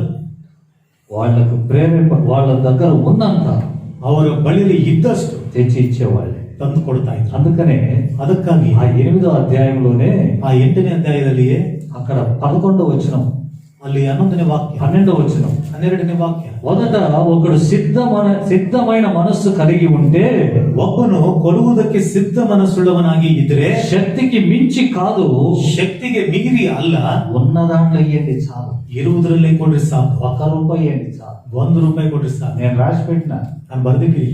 నేను అప్పుడప్పుడు వాటిని ఈ అహశ్వేరోష రాజమాదిరి అప్పుడప్పుడు ఆ గ్రంథం తీసి చూసినట్టుగా నేను చూసుకుంటా ఉంటాను. ಅಹಷ್ವೇರೋಷ ರಾಜನು ಆ ಗ್ರಂಥವನ್ನು ತಿರುಗಿಸಿ ನೋಡಿದ ಹಾಗೆ ನಾನು ಅವಾಗ ನೋಡ್ತಾ ಇರ್ತೀನಿ ಪುಸ್ತಕವನ್ನು. అవి చూస్తా ఉంటా, ಅವುಗಳನ್ನು ನೋಡ್ತಾ ಇರ್ತೀನಿ. హల్లెలూయా, ಹಲ್ಲೆಲೂಯಾ, హల్లెలూయా, ಹಲ್ಲೆಲೂಯಾ. సౌండ్ సిస్టమ్ కు ಸೌಂಡ್ ಸಿಸ್ಟಮ್ಗೆ ఎంత ఇచ్చారు? స్టార్టింగ్ ಪ್ರಾರಂಭದಲ್ಲಿ ಎಷ್ಟೆಷ್ಟು ಕೊಟ್ರು? స్టార్టింగ్ ఎంత ఇచ్చారు? ಪ್ರಾರಂಭದಲ್ಲಿ ಎಷ್ಟೆಷ್ಟು ಕೊಟ್ರು? రూపాయలు, అంటే 100 కాదు, 100 ರೂಪಾಯಿಗಳಲ್ಲ, 10 కాదు, ಅಥವಾ ఇంకా తక్కువ. ಇನ್ನೂ ಕಡಿಮೆ. ఒకళ్ళు 5 రూపాయలు ఇచ్చారు ಒಬ್ರು 5 ರೂಪಾಯಿ ಕೊಟ್ರು కదా, ఒకళ్ళు 12 రూపాయలు ఇచ్చారు, ಒಬ್ರು 12 ರೂಪಾಯಿ ಕೊಟ್ರು. హల్లెలూయా, ಹಲ್ಲೆಲೂಯಾ. పిల్లలు ఇచ్చారు, ಮಕ್ಕಳು ಕೊಟ್ರು. ఆలోచన చేయండి. ಆಲೋಚನೆ ಮಾಡ್ರಿ. ఉన్నదే ಇದ್ದಿದ್ದೆ దేవుని పనికి ఇన్ని వందలు ఇన్ని వేలని కాదు, ದೇವರ ಕೆಲಸಕ್ಕೆ ಇಷ್ಟೊಂದು 1000 ರೂಪಾಯಿಗಟ್ಟಲೆ ఇన్ని ಎಂಬುದಾಗಲ್ಲ, లక్షలని కాదు, ಇಷ್ಟು ಲಕ್ಷಗಳು ಎಂಬುದಾಗಲ್ಲ. ఎంత ఉందో అంత ఇస్తా ఉండాలి. ಎಷ್ಟು ಇದೆಯೋ ಅಷ್ಟು ಕೊಡ್ತಾ ಇರ್ತಾರೆ. దానికి తగిన పరిచర్యను దేవుడు నడిపిస్తూ ఉంటాడు. ಅದಕ್ಕೆ ತಕ್ಕ ಸೇವೆಯನ್ನು ದೇವರು ನಡೆಸ್ತಾ ಇರ್ತಾರೆ. హల్లెలూయా, హల్లెలూయా. వాళ్ళు నిరుపేదలు ఎంత ఇచ్చింటారు? ಅವರು ವಿಪರೀತವಾದ ಬಡವರು ಎಷ್ಟು ಕೊಟ್ಟಿರ್ತಾರೆ? ఎంత ఇచ్చింటారు? ಎಷ್ಟು ಕೊಟ್ಟಿರ್ತಾರೆ? షెడ్లో ఒకసారి ప్రార్థన, ಶೆಡ್ನಲ್ಲಿ ಒಂದ್ಸರಿ ಪ್ರಾರ್ಥನೆ ప్రార్థన చేసి వాక్యం అంతా అయిపోయింది. ಪ್ರಾರ್ಥನೆ ಮಾಡಿ ವಾಕ್ಯ ಎಲ್ಲ ఆ ಮುಗಿದ ఇంటి ఆమె ಆ ಮನೆಯವರು నాకు కానుక ఇచ్చింది. ನನಗೆ ಕಾಣಿಕೆ ಕೊಟ್ಟರು. ఎంత తెలుసా? ಎಷ್ಟು ಗೊತ್ತಾ? ₹2. ₹2. అబ్బా ఏం మనం ఇంకా ₹2. హల్లెలూయా. హల్లెలూయా. అప్పట్లో అదే ఎక్కువ మాకు. ಆವಾಗ ಅದೇ ನಮಗೆ ಹೆಚ್ಚು. దేవునికి స్తోత్రం. ದೇವರಿಗೆ ಸ್ತೋತ್ರ. అది ఇవ్వడం కదా, ಏನದು ಕೊಡೋದಲ್ವ ಅದು? ఆమెకు శక్తి, ఆమెకు శక్తి అంతే. ಆಕೆಗೆ ಇರುವಂತ ಶಕ್ತಿ ಅಷ್ಟೇ. ముసలామె ಮುದುಕಳು అందించింది. ಅಷ್ಟು ಕೊಟ್ಟಿದ್ದಾರೆ. హల్లెలూయా. హల్లెలూయా. హల్లెలూయా. నువ్వు ఎంత ఇస్తున్నావు అనేది కాదు ముఖ్యం, ನೀನು ಎಷ್ಟು ಕೊಡ್ತಿದೀಯ ಎಂಬುದಲ್ಲ ಮುಖ್ಯ. నీకు ఎంత సామర్థ్యం ఉంది, ನಿನಗೆಷ್ಟು ಸಾಮರ್ಥ್ಯ ಇದೆ, అందులో నువ్వు దేవుణ్ణి ప్రేమించి ఎంత ఇచ్చావు, ಅದರಲ್ಲಿ ನೀನು ದೇವರನ್ನು ಪ್ರೀತಿಸಿ ಎಷ್ಟು ಕೊಟ್ಟಿದೀಯ, దానిపైన నీ దీవెన ఉంటుంది. ಅದರ ಮೇಲೆ ನಿನ್ನ ಆಶೀರ್ವಾದ ಇರುತ್ತೆ. హల్లెలూయా. హల్లెలూయా. అందుకని యేసు ప్రభువు విధవ చూపించాడు. ಅದಕ್ಕಾಗಿ ಯೇಸು ಕ್ರಿಸ್ತನ ಬಡ ವಿಧೆಯನ್ನು ತೋರಿಸಿ. ఎంతో వేసిన వాళ్ళు ఉన్నారు అక్కడ, ಎಷ್ಟೋ ಆದವರು ಇದಾರಲ್ಲಿ, కానీ ಆದರೆ తన జీవితం అంతా వేసింది ఈమె. ತನ್ನ ಜೀವನವೆಲ್ಲ ಹಾಕಿದಾಳೆ. ఎందుకు ఆ విషయాన్ని ఎత్తి చూపించాలి? ಯಾಕೆ ಆ ವಿಷಯವನ್ನು ಎತ್ತಿ ತೋರಿಸ್ಬೇಕು? అవసరానికి ఇంత డబ్బు దొరికింది కదా అని యేసు ప్రభు చెప్పలేదు. ಅವಶ್ಯಕತೆಗೆ ಇಷ್ಟೊಂದು ಹಣ ಸಿಕ್ಕಿದೆಯಲ್ಲ ಎಂಬುದಾಗಿ ಯೇಸು ಕ್ರಿಸ್ತನು ಹೇಳಲಿಲ್ಲ. సమర్పణ చూశాడట. ಸಮರ್ಪಣೆಯನ್ನು ನೋಡಿದ್ರು. హల్లెలూయా. హల్లెలూయా. హల్లెలూయా. హల్లెలూయా. నీ జీవితాన్ని దేవునికి సమర్పించుకో. ನಿನ್ನ ಜೀವಿತವನ್ನು ದೇವರಿಗೆ ಸಮರ್ಪಿಸಿಕೋ. అప్పుడు నువ్వు ₹1 సేవకు, ಆಗ ನೀನು ಸೇವೆಗಾಗಿ ₹1 ಕೊಡು. అందుకు 100 రెట్లు పరలోకంలో నీకు ఉంటుంది. ಅದಕ್ಕೆ 100ರಷ್ಟು ಪ್ರತಿಫಲ ಪರಲೋಕದಲ್ಲಿ ನೀರು. హల్లెలూయా. హల్లెలూయా. కడుపేద నిరుపేదలంట ವಿಪರೀತ ಬಡವರಂತೆ ఇచ్చారు. ಕೊಟ್ರು. హల్లెలూయా. హల్లెలూయా. ఇంతైతే వద్దు, ఇంతైతే తీసుకురండి అని ఏమన్నా నోటీస్ బోర్డులు పెట్టిండ్రా? ಇಷ್ಟ ಅಂದ್ರೆ ಬೇಡ, ಇಷ್ಟ ಅಂದ್ರೆ ತೆಗೆದುಕೊಂಡು ಬಂದಿರೋದು ನೋಟಿಸ್ ಬೋರ್ಡ್ ಏನಾರು ಇಟ್ಟಿದಾರ? లేక ఇచ్చినప్పుడు దీనికి ఏం వస్తది అని ఏమన్నా చెప్పిండ్రా? ಒಂದು ವೇಳೆ ಕೊಟ್ಟಾಗ ಇದಕ್ಕೇನು ಬರುತ್ತೆ ಎಂಬುದಾಗಿ ಏನಾರು ಹೇಳ್ತಿದಾರ? సేవకులు ఎవరైనా చెప్పినట్లా? ಸೇವಕರು ಯಾರು ಆ ರೀತಿ ಹೇಳಿದ್ರ? లేదే. ಇಲ್ವಲ್ಲ. నీవిచ్చే కానుకను దేవుడు మెచ్చుకోవాలి. ನೀನು ಕೊಡುವಂತ ಕಾಣಿಕೆಯನ್ನು ದೇವರು ಮೆಚ್ಚಿಕೊಳ್ಬೇಕು. అది కాసులైన పర్వాలేదు, ಅದು ಕಾಸುಗಳಾದ್ರೂ ಪರವಾಗಿಲ್ಲ, అది రూపాయి అయిన పర్వాలేదు, ಅದು ₹1 ಆದ್ರೂ దేవుడు మెచ్చుకునేటట్లుగా తేవాలి. ದೇವರು ಮೆಚ್ಚಿಕೊಳ್ಳುವ ರೀತಿಯಲ್ಲಿ ತರಬೇಕು. హల్లెలూయా. హల్లెలూయా. హల్లెలూయా. హల్లెలూయా. వాళ్ళంట ಅವರಂತೆ పేదలైనా ಬಡವರಾದ್ರೂ అత్యధికంగా సంతోషించారు. కారణం ఏంటి? ಅತ್ಯಧಿಕವಾಗಿ ಸಂತೋಷ ಪಟ್ಟರು. ಕಾರಣವೇನು? తినడానికి తిండి లేకపోయినా సంతోషించారు. ತಿನ್ನುವುದಕ್ಕೆ ತಿಂಡಿಲ್ಲ ಅಂದ್ರೆ ಸಂತೋಷ ಪಡ. కారణం ఏంటి? ಕಾರಣವೇನು? పేదలకు వీళ్ళు సహాయం చేశారు, ಬಡವರಿಗೆ ಇವರು ಸಹಾಯ, వేరే సంఘస్థులకు సహాయం చేశారు. ಬೇರೆ ಸಭೆಯವರಿಗೆ ಇವರು ಸಹಾಯ ಮಾಡಿದ್ರು. అదే గొప్ప సంతోషంగా మారిపోయింది. ಅದೇ ದೊಡ್ಡ ಸಂತೋಷವಾಗಿ ಮಾರ್ಪಡ. హల్లెలూయా. హల్లెలూయా. హల్లెలూయా. హల్లెలూయా. మనం కూడా ఇతరులకు ఇచ్చే వాళ్ళమైతే ನಾವು ಸಹ ಇತರಿಗೆ ಕೊಡುವಂತವರಾಗಿದ್ರೆ దేవుని యందు మనం కూడా సంతోషిస్తాం. ನಾವು ಸಹ ದೇವರಲ್ಲಿ ಸಂತೋಷ ಪಡ್ತೀವಿ. ఒకప్పుడు జరిగే పరిచర్యను చూసి మనం సంతోషపడతాం. ಒಂದು ಸಂದರ್ಭದಲ್ಲಿ ನಡೆಯುವಂತ ಸೇವೆಯನ್ನು ನೋಡಿ ನಾವು ಸಂತೋಷ ಪಡ್ತೀವಿ. ఇందులో నేను కూడా భాగస్తున్నే ಇದರಲ್ಲಿ ನಾನು ಸಹ ಪಾಲುಗಾರನೇ అని ఒక సంతోషం మిగిలి ఉంటుంది. ಎಂಬ ಒಂದು ಆ ಸಂತೋಷ ಉಳಿದಿರುತ್ತೆ ನಮಗೆ. హల్లెలూయా. హల్లెలూయా. పౌలు సాక్షి చెప్తున్నాడు అక్కడ. ಪೌಲನಲ್ಲಿ ಸಾಕ್ಷಿ ಹೇಳ್ತಿದ್ದಾನೆ. వాళ్ళు పేదలైన సంతోషించిరి. ಅವರು ಬಡವರಾಗಿದ್ರೆ ಸಂತೋಷ, ఆస్తులుంటే సంతోషాలు ఉండవు. ಆಸ್ತಿಗಳಿದ್ರೆ ಸಂತೋಷ ಇರೋದಿಲ್ಲ. అందుకనే ಅದಕ್ಕಾಗಿ మనం ఏదైనా పోగొట్టుకుంటాం చూడండి, ನಾವು ಏನಾದ್ರೂ ಕಳ್ಕೊಳ್ತೀವಿ ನೋಡ್ರಿ. ఈ లోకంలో ప్రభు కోసం ఏదైతే పోగొట్టుకుంటామో ಈ ಲೋಕದಲ್ಲಿ ಕರ್ತನಿಗೋಸ್ಕರ ನಾವು ಯಾವ್ದನ್ನಾದ್ರೂ ಕಳ್ಕೊಳ್ತೀವೋ ఆ సమయంలో ಆ ಸಮಯದಲ್ಲಿ ప్రభు సంతోషం మనలో ఉంటుంది. ಕರ್ತನ ಸಂತೋಷ ನಮ್ಮಲ್ಲಿರುತ್ತೆ. హల్లెలూయా. హల్లెలూయా. ఒకవేళ ప్రభువును పోగొట్టుకోవడానికి సంపాదించుకోవచ్చు మనం. ಒಂದು ವೇಳೆ ಕರ್ತನನ್ನು ಕಳೆದುಕೊಳ್ಳುವುದಕ್ಕಾಗಿ ನಾವು ಕೆಲವು ಸಂಪಾದನೆ ಮಾಡ್ಕೊಳ್ಬಹುದು. యేసు ప్రభు నాకు వద్దనుకుంటే కావలసినంత సంపాదించవచ్చు. ಯೇಸು ಕ್ರಿಸ್ತನು ನನಗೆ ಬೇಡ ಅಂತ ಹೇಳಿದ್ರೆ ನಾವು ಬೇಕಾದಷ್ಟು ಸಂಪಾದನೆ ಮಾಡ್ಕೊಳ್ಬಹುದು. మనకి ఇష్టం వచ్చినట్లు జీవించవచ్చు. ನಮಗೆ ಇಷ್ಟ ಬಂದ ರೀತಿಯಲ್ಲಿ ಜೀವಿಸಬಹುದು. కానీ సంతోషం ఉండదు. ಆದರೆ ಸಂತೋಷ ಇರೋದಿಲ್ಲ. సంతోషం ఉండదు. ಸಂತೋಷ ಇರೋದಿಲ್ಲ. యేసు ప్రభు చెప్పాడు ఒక మాట. ಯೇಸು ಕ್ರಿಸ್ತನ ಒಂದು ಮಾತನ್ನು ಹೇಳಿ, ఒకడు లోకమంతా సంపాదించి ಒಬ್ಬನು ಲೋಕವನ್ನೆಲ್ಲ ಸಂಪಾದಿಸಿ తన ప్రాణాన్ని నష్టపరచుకుంటే, ತನ್ನ ಪ್ರಾಣವನ್ನು ನಷ್ಟಪಡಿಸಿಕೊಂಡ್ರೆ ఏం ప్రయోజనం? ಏನು ಪ್ರಯೋಜನ? ఒకడు లోకమంతా సంపాదించి ಒಬ್ಬನು ಲೋಕವನ್ನೆಲ್ಲ ಸಂಪಾದಿಸಿ వాడు నరకానికి వెళ్ళిపోతే ಅವನು ನರಕಕ್ಕೆ ಹೋಗ್ಬಿಟ್ರೆ ఏమి లాభం? ಏನು ಲಾಭ? ఈ లోకంలో కురుపులతో నిండాడు, ಈ ಲೋಕದಲ್ಲಿ ಹುಣ್ಣಿನಿಂದ ತುಂಬಲ್ಪಟ್ಟನು. కురుపులతో బాధపడ్డాడు లాజరు. ಲಾಜರನು ಹುಣ್ಣಿನಿಂದ ಬಾಧೆ ಪಟ್ಟನು. ఒక దినం ಒಂದು ದಿನ అబ్రహాము రొమ్మున ಅಬ್ರಹಾಮನ ಎದೆಯಲ್ಲಿ ನೆಮ್ಮದಿಯಾಗಿ. హల్లెలూయా. హల్లెలూయా. ఏది కావాలి మనకు? ಯಾವುದು ಬೇಕು ನಮಗೆ? ఈ లోకంలో ఐశ్వర్యమా? ಈ ಲೋಕದಲ್ಲಿರುವ ಐಶ್ವರ್ಯನ, ఆస్తుల? ಆಸ್ತಿಗಳ? క్రీస్తు కోసం జీవించాలనుకున్న వాడు, ಕ್ರಿಸ್ತನಿಗಾಗಿ ಜೀವಿಸಬೇಕೆಂಬುದಾಗಿ ಅಂದುಕೊಂಡವನು అపోస్తలుడైన పౌలు ఏం చేశాడు చూడండి. ಅಪೊಸ್ತಲನಾದ ಪೌಲನು ಏನ್ ಮಾಡಿದ ನೋಡಿ. 12వ అధ్యాయం 2వ కొరింథీ పత్రిక 2ನೇ ಕೊರಿಂಥీ ಪತ್ರಿಕೆ 12ನೇ ಅಧ್ಯಾಯ 15వ వచనం. 15ನೇ ವಾಕ್ಯ. ನಾನಂತೂ ನನಗಿರುವುದನ್ನು ನಿಮ್ಮ ಆತ್ಮ ರಕ್ಷಣೆಗೋಸ್ಕರ ఆ, ಅತಿ ಸಂತೋಷದಿಂದ ವೆಚ್ಚ ಮಾಡುತ್ತೇನೆ, ಹಾ ನನ್ನನ್ನೇ ವೆಚ್ಚ ಮಾಡಿಕೊಳ್ಳುತ್ತೇನೆ. చాలు. నాకు కలిగినది ನನಗಿರುವಂತದ್ದನ್ನು మీ ఆత్మల కొరకు ನಿಮ್ಮ ಆತ್ಮದ ಸಂರಕ್ಷಣೆಗೋಸ್ಕರ బహు సంతోషముగా. ಅತಿ ಸಂತೋಷದಿಂದ. ఎట్లా సంతోషం ఇది? ಯಾವ ರೀತಿಯಾದ ಸಂತೋಷ ಇದು? బహు సంతోషం. ಅತಿ ಸಂತೋಷ. చిన్నపిల్లలు కొత్త బట్టలు తెచ్చిస్తే, ಚಿಕ್ಕ ಮಕ್ಕಳಿಗೆ ಹೊಸ ಬಟ್ಟೆಗಳನ್ನು ತಂದ್ಕೊಟ್ರಿ, ఆడుకునేదానికి బుర్రలు తెచ్చిస్తే ಆಟ ಆಡಿಕೊಳ್ಳೋದಕ್ಕೆ ಸಾಮಾನುಗಳು ತಂದ್ಕೊಟ್ರಿ, ఎట్లా ఉంటుంది వాళ్ళకు? ಹೆಂಗಿರುತ್ತೆ ಅವ್ರಿಗೆ? దాన్ని చూపించుకొని ఎట్లా సంతోషిస్తారు? ಅದನ್ನು ತೋರಿಸ್ಕೊಂಡು ಹೆಂಗ್ ಸಂತೋಷ ಪಡ್ತಾರೆ? అంతకంటే అధికమైన సంతోషం. ಅದಕ್ಕಿಂತ ಹೆಚ್ಚಾದ ಸಂತೋಷ. హల్లెలూయా. హల్లెలూయా. ఎప్పుడంట? ಯಾವಾಗಂತೆ? నాకు కలిగినదంతా ఖర్చు పెట్టే విషయంలో సంతోషిస్తాను. ನನಗಿರುವಂತದ್ರಲ್ಲಿ ಎಲ್ಲವನ್ನ ನಾನು ಖರ್ಚು ಮಾಡೋದ್ರಲ್ಲಿ ನಾನು ಸಂತೋಷ ಪಡ್ತೇನೆ. హల్లెలూయా. హల్లెలూయా. కూడబెట్టుకున్నాం అనుకోండి, ಕೂಡಿಸಿಟ್ಟಿದ್ವು ಅಂತ ಅನ್ಕೊಡ್ರಿ, ఏం చేసుకుంటావు? ಏನ್ ಮಾಡ್ಕೊಂತೀಯ? తిని ఖర్చు పెడతావు. ತಿಂದು ಖರ್ಚು ಮಾಡ್ತೀಯ. ఇంకా ఎక్కువ ఉంది అనుకోండి, ಇನ್ನೂ ಹೆಚ್ಚಾಗಿದೆ ಅನ್ಕೊಡಿ, ఏం చేస్తావు? ಏನ್ ಮಾಡ್ತೀಯ? అట్లానే పెట్టి మీ పిల్లలకు పెట్టి పో. ಹಂಗೆ ಇಟ್ಟು ನಿನ್ನ ಮಕ್ಕಳಿಗೆ ಇಟ್ಟು ಹೋಗ್ತೀಯ. హల్లెలూయా. హల్లెలూయా. మీ కొడుకు దేవుడు కొన్ని ఆశీర్వాదాలు పెట్టాడు. ನಿನ್ನ ಮಗನಿಗೆ ದೇವರು ಕೆಲವು ಆಶೀರ್ವಾದಗಳನ್ನು ಇಟ್ಟಿದ್ದಾನೆ. వాడు ఆ ఆశీర్వాదాలు వీటిని ఏం చేస్తాడు? ಅವನು ಆ ಆಶೀರ್ವಾದಗಳನ್ನ ಇವುಗಳನ್ನ ಏನ್ ಮಾಡ್ತಾನೆ? వాడు కూడా వాళ్ళ పిల్లలకు పెట్టిపోతాడు. ಅವನು ಸಹ ಅವನ ಮಕ್ಕಳಿಗೆ ಇಟ್ಟು ಹೋಗ್ತಾನೆ. మీ ఆస్తి తుప్పు పట్టిపోతుంది. ನಿಮ್ಮ ಆಸ್ತಿ ನುಸಿ ಹಿಡಿದು ಹೋಗ್ತಾ ಇದೆ. మీ వెండి తుప్పు పట్టిపోతుంది. ನಿಮ್ಮ ಬೆಳ್ಳಿ ನುಸಿ ಹಿಡಿದು ಹೋಗ್ತಾ ಇದೆ. అది కదా పౌలు చెప్పిన మాట, యాకోబు చెప్పిన మాట. ಅದಲ್ವಾ ಯಾಕೋಬನು ಹೇಳಿದಂತ ಮಾತು. హల్లెలూయా. హల్లెలూయా. హల్లెలూయా. ధాన్యం అయిపోతా ఉంటే పైన ధాన్యం పడుతుంది. ಧಾನ್ಯ ಮುಗಿದೋಗ್ತಾ ಇದ್ರೆ ಮೇಲಿಂದ ಧಾನ್ಯ ಬರ್ತಾ ಇದೆ. అవి ఉన్నాయి అట్నే ఉంటే పైన ఎందుకు వేస్తారు? ಅದು ಇರೋದು ಅಲ್ಲ, ಹಂಗೆ ಇದ್ರೆ ಮೇಲಿಂದ ಯಾಕೆ ಹಾಕ್ತಾರೆ? వేస్తారా? ಹಾಕ್ತಾರ? ఇవి ఖర్చు పెడుతుండు, ಇದು ಖರ್ಚು ಮಾಡ್ತಾ ಇದೆ, పైన వస్తా ఉంటాయి. ಮೇಲಿಂದ ಬರ್ತಾ ಇದೆ. హల్లెలూయా. హల్లెలూయా. పౌలు ఆస్తిని లెక్క పెట్టలేదు. ಪೌಲನು ಆಸ್ತಿನ ಲೆಕ್ಕಕ್ಕೆ ತೆಗೆದುಕೊಳ್ಳಿಲ್ಲ. క్రీస్తు కొరకై జీవించాలనుకున్నవాడు ఆస్తులే కాదు, ಕ್ರಿಸ್ತನಿಗಾಗಿ ಜೀವಿಸುವಂತವನು ಆಸ್ತಿಗಳೇ ಅಲ್ಲ, ప్రాణమును కూడా లెక్క పెట్టలేదు. ಪ್ರಾಣವನ್ನು ಸಹ ಲೆಕ್ಕಕ್ಕೆ ತರಲಿಲ್ಲ. విడవలసినవి ఉన్నాయి. ಬಿಡಬೇಕಾಗಿದ್ದು ಇದೆ. క్రీస్తు కొరకు జీవించాలంటే నువ్వు విడవలసింది ఉంది. ಕ್ರಿಸ್ತನಿಗಾಗಿ ನೀನು ಜೀವಿಸಬೇಕಾದ್ರೆ ನೀನು ಬಿಡಬೇಕಾಗಿದ್ದು ಇದೆ. ప్రాణాన్ని కూడా లక్ష్య పెట్టలేదు. ಪ್ರಾಣವನ್ನು ಸಹ ಲಕ್ಷ್ಯಕ್ಕೆ ತರಲಿಲ್ಲ. పౌలు చెప్తున్నాడు 2 తిమోతి పత్రికలో, ಪೌಲನು ಹೇಳ್ತಿದ್ದಾನೆ 2ನೇ ತಿಮೋಥಿ ಪತ್ರಿಕೆಯಲ್ಲಿ 4వ అధ్యాయం 4ನೇ ಅಧ್ಯಾಯ 6వ వచనం, 6ನೇ ವಾಕ್ಯ. ఇదిగో ಇಗೋ ఇప్పుడే నేను చనిపోబోతూ ఉన్నా. ಈಗಲೇ ನಾನು ಸತ್ತು ಹೋಗ್ಲಿಕ್ಕಿದ್ದೇನೆ. చనిపోయే టైం, ಸತ್ತು ಹೋಗುವಂತ ಸಮಯ. ఇక నేను చనిపోబోతూ ఉన్నా. ಇನ್ನು ನಾನು ಸಾಯ್ಲಿಕ್ಕಿದ್ದೇನೆ. నీరో చక్రవర్తి నన్ను చంపబోతున్నాడు. ನೀರು ಚಕ್ರವರ್ತಿ ನನ್ನನ್ನು ಸಾಯಿಸ್ಲಿಕ್ಕಿದ್ದಾನೆ. శిరఛేదనం చేస్తాడు. ನನ್ನ ತಲೆಯನ್ನು ಕಡಿತಾರೆ. నేను చనిపోబోతున్నాను. ನಾನು ಸಾಯ್ಲಿಕ್ಕಿದ್ದೇನೆ. బిడ్డలారా, ಮಕ್ಕಳೇ, నా కోసం ప్రార్థన చేయండి. ನನಗೋಸ್ಕರ ಪ್ರಾರ್ಥನೆ ಮಾಡ್ರಿ. ఏషియా ఖండంలో ఉన్నవాళ్ళారా, ಆಸಿಯಾ ಕಾಂಡದಲ್ಲಿ ಇದ್ದವರೇ, నేను సువార్త ప్రకటించిన నా పిల్లలారా, ನಾನು ಸುವಾರ್ತೆನ ಪ್ರಕಟಿಸಿದಂತ ನನ್ನ ಮಕ್ಕಳೇ, ఈ నీరో చేతిలో నుండి నన్ను విడిపించినట్లుగా ప్రార్థన చేయండి. ಈ ನೀರು ಚಕ್ರವರ್ತಿ ಕೈಯಿಂದ ಬಿಡಿಸುವ ಹಾಗೆ ನೀವು ಪ್ರಾರ್ಥನೆ ಮಾಡ್ರಿ. అట్లా చేశాడా? ಆ ರೀತಿ ಮಾಡುದ್ನ? అట్లా చెప్పాడా? ಆ ರೀತಿ ಹೇಳುದ್ನ? ఏం చెప్తున్నాడు? ಏನ್ ಹೇಳ್ತಿದ್ದಾನೆ? నేను చనిపోబోతున్నాను, ನಾನು ಸಾಯಲಿಕ್ಕಿದ್ದೇನೆ, నా కొరకై నీతి కిరీటం ఉంచబడింది, ನನಗೋಸ್ಕರವಾಗಿ ನೀತಿ ಕಿರೀಟ ಬಿಡಲ್ಪಟ್ಟಿದೆ. హల్లెలూయా. ಆಮೆನ್. చనిపోతున్నాననే బాధ కంటే ಸಾಯುತ್ತಿದ್ದೇನೆ ಎಂಬ ಬಾಧೆಗಿಂತ నా కొరకై ఉంచబడిన కిరీటం, ನನಗೋಸ್ಕರವಾಗಿ ಇಡಲ್ಪಟ್ಟಂತ ಕಿರೀಟ, దాన్ని చూసి సంతోషంగా చనిపోతున్నాడు. ಅದನ್ನ ನೋಡಿ ಸಂತೋಷದಿಂದ ಸಾಯ್ತಾ ಇದ್ದಾನೆ. హల్లెలూయా. హల్లెలూయా. ఈ ప్రాణం పోతే ಈ ಪ್ರಾಣ ಹೋದ್ರೆ ಹೋಯ್ತು, నా ఆత్మకు ఆ కిరీటం దొరుకుతుంది. ನನ್ನ ಆತ್ಮಕ್ಕೆ ಆ ಕಿರೀಟ ಸಿಗುತ್ತೆ.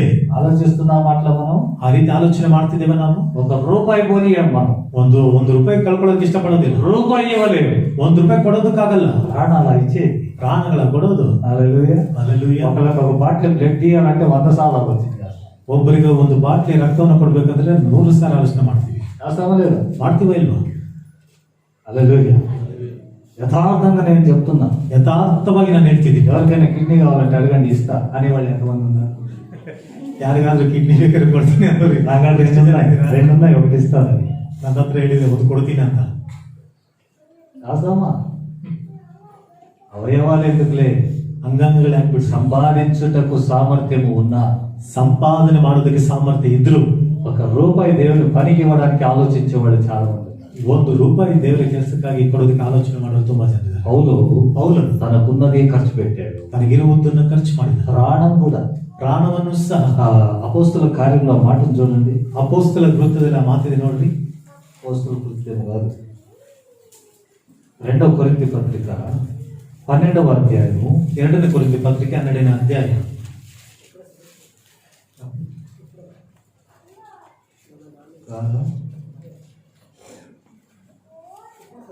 అపోస్తుల కార్యం 20వ అధ్యాయం. ಅಪೊಸ್ತಲ ಕೃತ್ಯಗಳು 20ನೇ ಅಧ್ಯಾಯ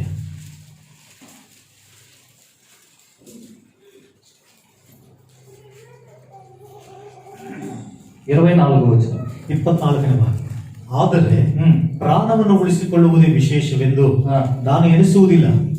ದೇವರ ಕೃಪೆ ವಿಷಯವಾದ ಸುವಾರ್ತೆ. ఆ మాట తెలుగులో ಆ ಮಾತು ತೆಲುಗಿನಲ್ಲಿ, నేను ప్రభు అయిన యేసు వలన ನಾನು ಕರ್ತನಾದ ಯೇಸುವಿನಿಂದ పొందిన పరిచర్యను ಹೊಂದಿದಂತ ಸೇವೆಯನ್ನು తుదముట్టింపవలెనని ಕೊನೆಗಾಣಿಸಬೇಕೆಂದು నా ప్రాణమును నాకు ఎంత మాత్రము ప్రియమైనదిగా ఎంచుకొనటలేదు. ನನ್ನ ಪ್ರಾಣವನ್ನ ನನಗೆ ಎಷ್ಟೊಂದು ವಿಶೇಷವಾದದೆಂಬುದಾಗಿ ನಾನು ಎಣಿಸುತ್ತಾ ಇಲ್ಲ. హల్లెలూయా. ಹಲ್ಲೆಲೂಯಾ. ప్రాణాన్ని కూడా ಪ್ರಾಣವನ್ನು ಸಹ విశేషమైనదిగా ವಿಶೇಷವಾದದ್ದೆಂಬುದಾಗಿ, ప్రియమైనదిగా ಪ್ರಿಯವಾಗಿದೆ ಎಂಬುದಾಗಿ ఎంచటలేదు. ಎಣಿಸುತ್ತಾ ಇಲ್ಲ. మరి ఏది ప్రియమైంది? ಮತ್ತೆ ಯಾವುದು ಪ್ರಿಯವಾದದ್ದು? నా గురి తుదముట్టాలి. ನನ್ನ గుರಿ ಕಡೆಗಾಣಿಸಬೇಕು. ప్రాణం పోయినా పర్లేదు, ಪ್ರಾಣ ಹೋದ್ರೂ ಪರವಾಗಿಲ್ಲ, నా గురి తుదముట్టించాలి. ನನ್ನ ಗುರಿಯನ್ನು ಕೊನೆಗಾಣಿಸ. ప్రభు నాకు అప్పగించబడిన ఆ పరిచర్యను నేను తుదముట్టించాలి. ಕರ್ತನಿಂದ ನನಗೆ ಒಪ್ಪಿಸಲ್ಪಟ್ಟಂತ ಸೇವೆ ನನ್ನ ಕೊನೆಗಾಣಿಸಬೇಕು. హల్లెలూయా. హల్లెలూయా. క్రీస్తు కొరకై నేను జీవించి ಕ್ರಿಸ್ತನಿಗಾಗಿ ನಾನು ಜೀವಿಸಿ నా పరిచర్యలో నేను ఆఖరి వరకు వెళ్ళాలి. ನನ್ನ ಸೇವೆಯಲ್ಲಿ ನಾನು ಕೊನೆಯ ಮಟ್ಟಿಗೆ ನಾನು ಹೋಗ್ಬೇಕು. చేయవలసినంత పని పరిపూర్ణంగా నేను చేసి ముగించాలి. ಮಾಡಬೇಕಾದಷ್ಟು ಕೆಲಸವನ್ನು ನಾನು ಪರಿಪೂರ್ಣವಾಗಿ ಮಾಡಿ ಮುಗಿಸಬೇಕು. హల్లెలూయా. హల్లెలూయా. అందుకోసం ಅದಕ್ಕೋಸ್ಕರ మన బంధువులే కాదు, ನನ್ನ ಬಂಧುಗಳೇ ಆಗಿರಲಿ, నా సొంత నా నా నా ఏంటిది స్వభావాలు, ನನ್ನ ಸ್ವಂತ అలవాట్లు, ಅಭ್ಯಾಸಗಳು, వాటినే కాదు, ಅವುಗಳೇ ಆಗಲಿ, నా ఆస్తులే కాదు, ನನ್ನ ಆಸ್ತಿಗಳೇ నా ಆಗಲಿ, ప్రాణమైనను ನನ್ನ ಪ್ರಾಣವನ್ನಾದರೂ పోగొట్టుకుంటకు సిద్ధంగా ఉన్నాను. ಕಳೆದುಕೊಳ್ಳುವುದಕ್ಕೆ ನಾನು ಸಿದ್ಧನಾಗಿದ್ದೇನೆ. క్రీస్తు కొరకై జీవించాలి. ಕ್ರಿಸ್ತನಿಗಾಗಿ ಜೀವಿಸಿ. ఎందుకో తెలుసా? ಯಾತಕ್ಕೆ ಗೊತ್ತಾ? నా కొరకు ఆయన మరణించాడు. ನನಗೋಸ್ಕರವಾಗಿ ಆತನ ಮರಣವನ್ನು ఆయన మరణించాడు. ಆತನ ಮರಣ నేనున్న స్థలంలో ఆయన నిలిచాడు. ನಾನು ಇರುವಂತ ಸ್ಥಳದಲ್ಲಿ ಆತ ನಿಂತಿದ್ದಾನೆ. ఆయన కోసం నేను నిలబడాలి. ಆತನಿಗೋಸ್ಕರ ನಾನು ನಿಲ್ಲಬೇಕು. ఎంతమంది తీర్మానం చేసుకుంటున్నారు? ಎಷ್ಟು ಜನರು ತೀರ್ಮಾನ ಮಾಡ್ಕೊಳ್ತಿದ್ದೀರಾ? ఒక నిజమైన సంతోషం ఇందులో ఉంది. ಒಂದು ನಿಜವಾದ ಸಂತೋಷ ಇದರೊಳಗಡೆ ಇದೆ. దేవుని పనిలో ఒక నిజమైన సంతోషం ఉంది. ದೇವರ ಕೆಲಸದಲ್ಲಿ ಒಂದು ನಿಜವಾದ ಸಂತೋಷ ಇದೆ. అది ఎలాంటి సంతోషం అంటే, ಅದು ಎಂತ ಸಂತೋಷ ಅಂದ್ರೆ, కీర్తన 4వ కీర్తనలో రాయబడి చూడండి. ಕೀರ್ತನೆ 4ನೇ ಕೀರ್ತನೆ ಬರೆಯಲ್ಪಟ್ಟಿದೆ ನೋಡ್ರಿ. 6వ వచనం, 6ನೇ ವಾಕ್ಯ, 7వ వచనం. 7ನೇ ವಾಕ್ಯ. ధాన్య ద్రాక్ష రసములు ಸಮೃದ್ಧಿಯಾಗಿ విస్తరించిన నాటి సంతోషము కంటే ನೀನು ನನ್ನ ಹೃದಯದಲ್ಲಿ ಹೆಚ್ಚಾದ ಆನಂದವನ್ನು ಉಂಟು ಮಾಡಿ. ఆమేన్. హల్లెలూయా. ಹಲ್ಲೆಲೂಯಾ. అధికమైన సంతోషము ಹೆಚ್ಚಾದ ಸಂತೋಷವನ್ನು నీవు నా హృదయంలో పుట్టించిదివి. ನೀನು ನನ್ನ ಹೃದಯದಲ್ಲಿ ಉಂಟು ಮಾಡಿದ್ದಿ. ధాన్య ద్రాక్ష రసములు విస్తరించిన నాటి సంతోషము కంటే, ಧಾನ್ಯ ದ್ರಾಕ್ಷ ರಸಗಳು ಬೆಳೆದಂತ ಹೆಚ್ಚಾದ ಸಂತೋಷಕ್ಕಿಂತ, వాటన్నిటికంటే ಅವುಗಳೆಲ್ಲದಕ್ಕಿಂತ అధికమైన సంతోషం. ಹೆಚ್ಚಾದ ಸಂತೋಷ ఎప్పుడు? ಯಾವಾಗ? నువ్వు క్రీస్తు కోసం విడవవలసిన వాటిని విడిచినావు. ನೀನು ಕ್ರಿಸ್ತನಿಗಾಗಿ ಬಿಡಬೇಕಾಗಿದ್ದನ್ನ ಬಿಟ್ಟಾಗ, క్రీస్తు పరిచర్యలో నువ్వు నిలబడినప్పుడు, ಕ್ರಿಸ್ತನ ಸೇವೆಯಲ್ಲಿ ನೀನು ನಿಂತಾಗ, నింద దూషణలలో కూడా సంతోషించి ನಿಂದೆ ದೂಷಣೆಗಳಲ್ಲಿಯೂ ಸಹ ಸಂತೋಷ ಪಟ್ಟು ప్రభువును మహిమపరిచినప్పుడే ಕರ್ತನನ್ನು ಮಹಿಮೆ ಪಡಿಸಿದಾಗಲೇ అధికమైన సంతోషాన్ని నువ్వు అనుభవించగలవు. ಹೆಚ್ಚಾದ ಸಂತೋಷವನ್ನ ನೀನು ಅನುಭವಿಸಲಿಕ್ಕಾಗುತ್ತೆ. హల్లెలూయా. హల్లెలూయా. యోవేలు గ్రంథంలో దేవుడు అన్నాడు, ಯೋಬೆಲನ ಗ್ರಂಥದಲ್ಲಿ ದೇವರು సంతోషించండి, ಸಂತೋಷ ಪಟ್ಟು గంతులు వేయండి. ಕುಣಿದಾಡ್ರಿ. ఎట్లా వస్తాయి గంతులు? ಯಾವ ರೀತಿ ಬರುತ್ತೆ ಕುಣಿದಾಡ? ఇలా నడుచుకుంటే వస్తాయి. ಈ ರೀತಿ ನಡೆದುಕೊಂಡ್ರೆ ಬರುತ್ತೆ. ఇలా మన జీవితాన్ని సమర్పించుకుంటే ಈ ರೀತಿ ನಮ್ಮ ಜೀವಿತವನ್ನು ಸಮರ್ಪಿಸಿಕೊಂಡ್ರೆ సంతోషంగా గంతులు వేయగలం. ಸಂತೋಷವಾಗಿ ಕುಣಿದಾಡುವುದಕ್ಕಾಗುತ್ತೆ. దేవుడు మన పట్ల గొప్ప కార్యాలు చేస్తాడు. ದೇವರು ನಮ್ಮ ಪಕ್ಷದಲ್ಲಿ ದೊಡ್ಡ ಕಾರ್ಯಗಳನ್ನು ಮಾಡ್ತಾರೆ. ఆమేన్. ಆಮೆನ್. లేచి నిలబడదాం అందరం. ಎದ್ದು ನಿಂತುಕೊಳ್ಳೋಣ. స్తోత్రం. హల్లెలూయా. స్తోత్రం. దేవుని వాక్యంలో రాయబడింది, ದೇವರ ವಾಕ್ಯದಲ್ಲಿ ಬರೆಯಲ್ಪಟ್ಟ అందరి కొరకు ఒక వ్యక్తి మరణించాడు. ಎಲ್ಲರಿಗೋಸ್ಕರ ಒಬ್ಬ ವ್ಯಕ್ತಿ ಮರಣ నీ కోసమై నా కోసమై ఒక వ్యక్తి మరణించాడు. ನಿನಗೋಸ್ಕರವಾಗಿ ನನಗೋಸ್ಕರವಾಗಿ ಒಬ್ಬ ವ್ಯಕ್ತಿ ಮರಣವನ್ನು ಹೊಂದಿದ್ದಾನೆ. పౌలు అంటున్నాడు, ಪೌಲನು ಹೇಳ್ತಿದ್ದಾನೆ, మనందరి కొరకు ఒక వ్యక్తి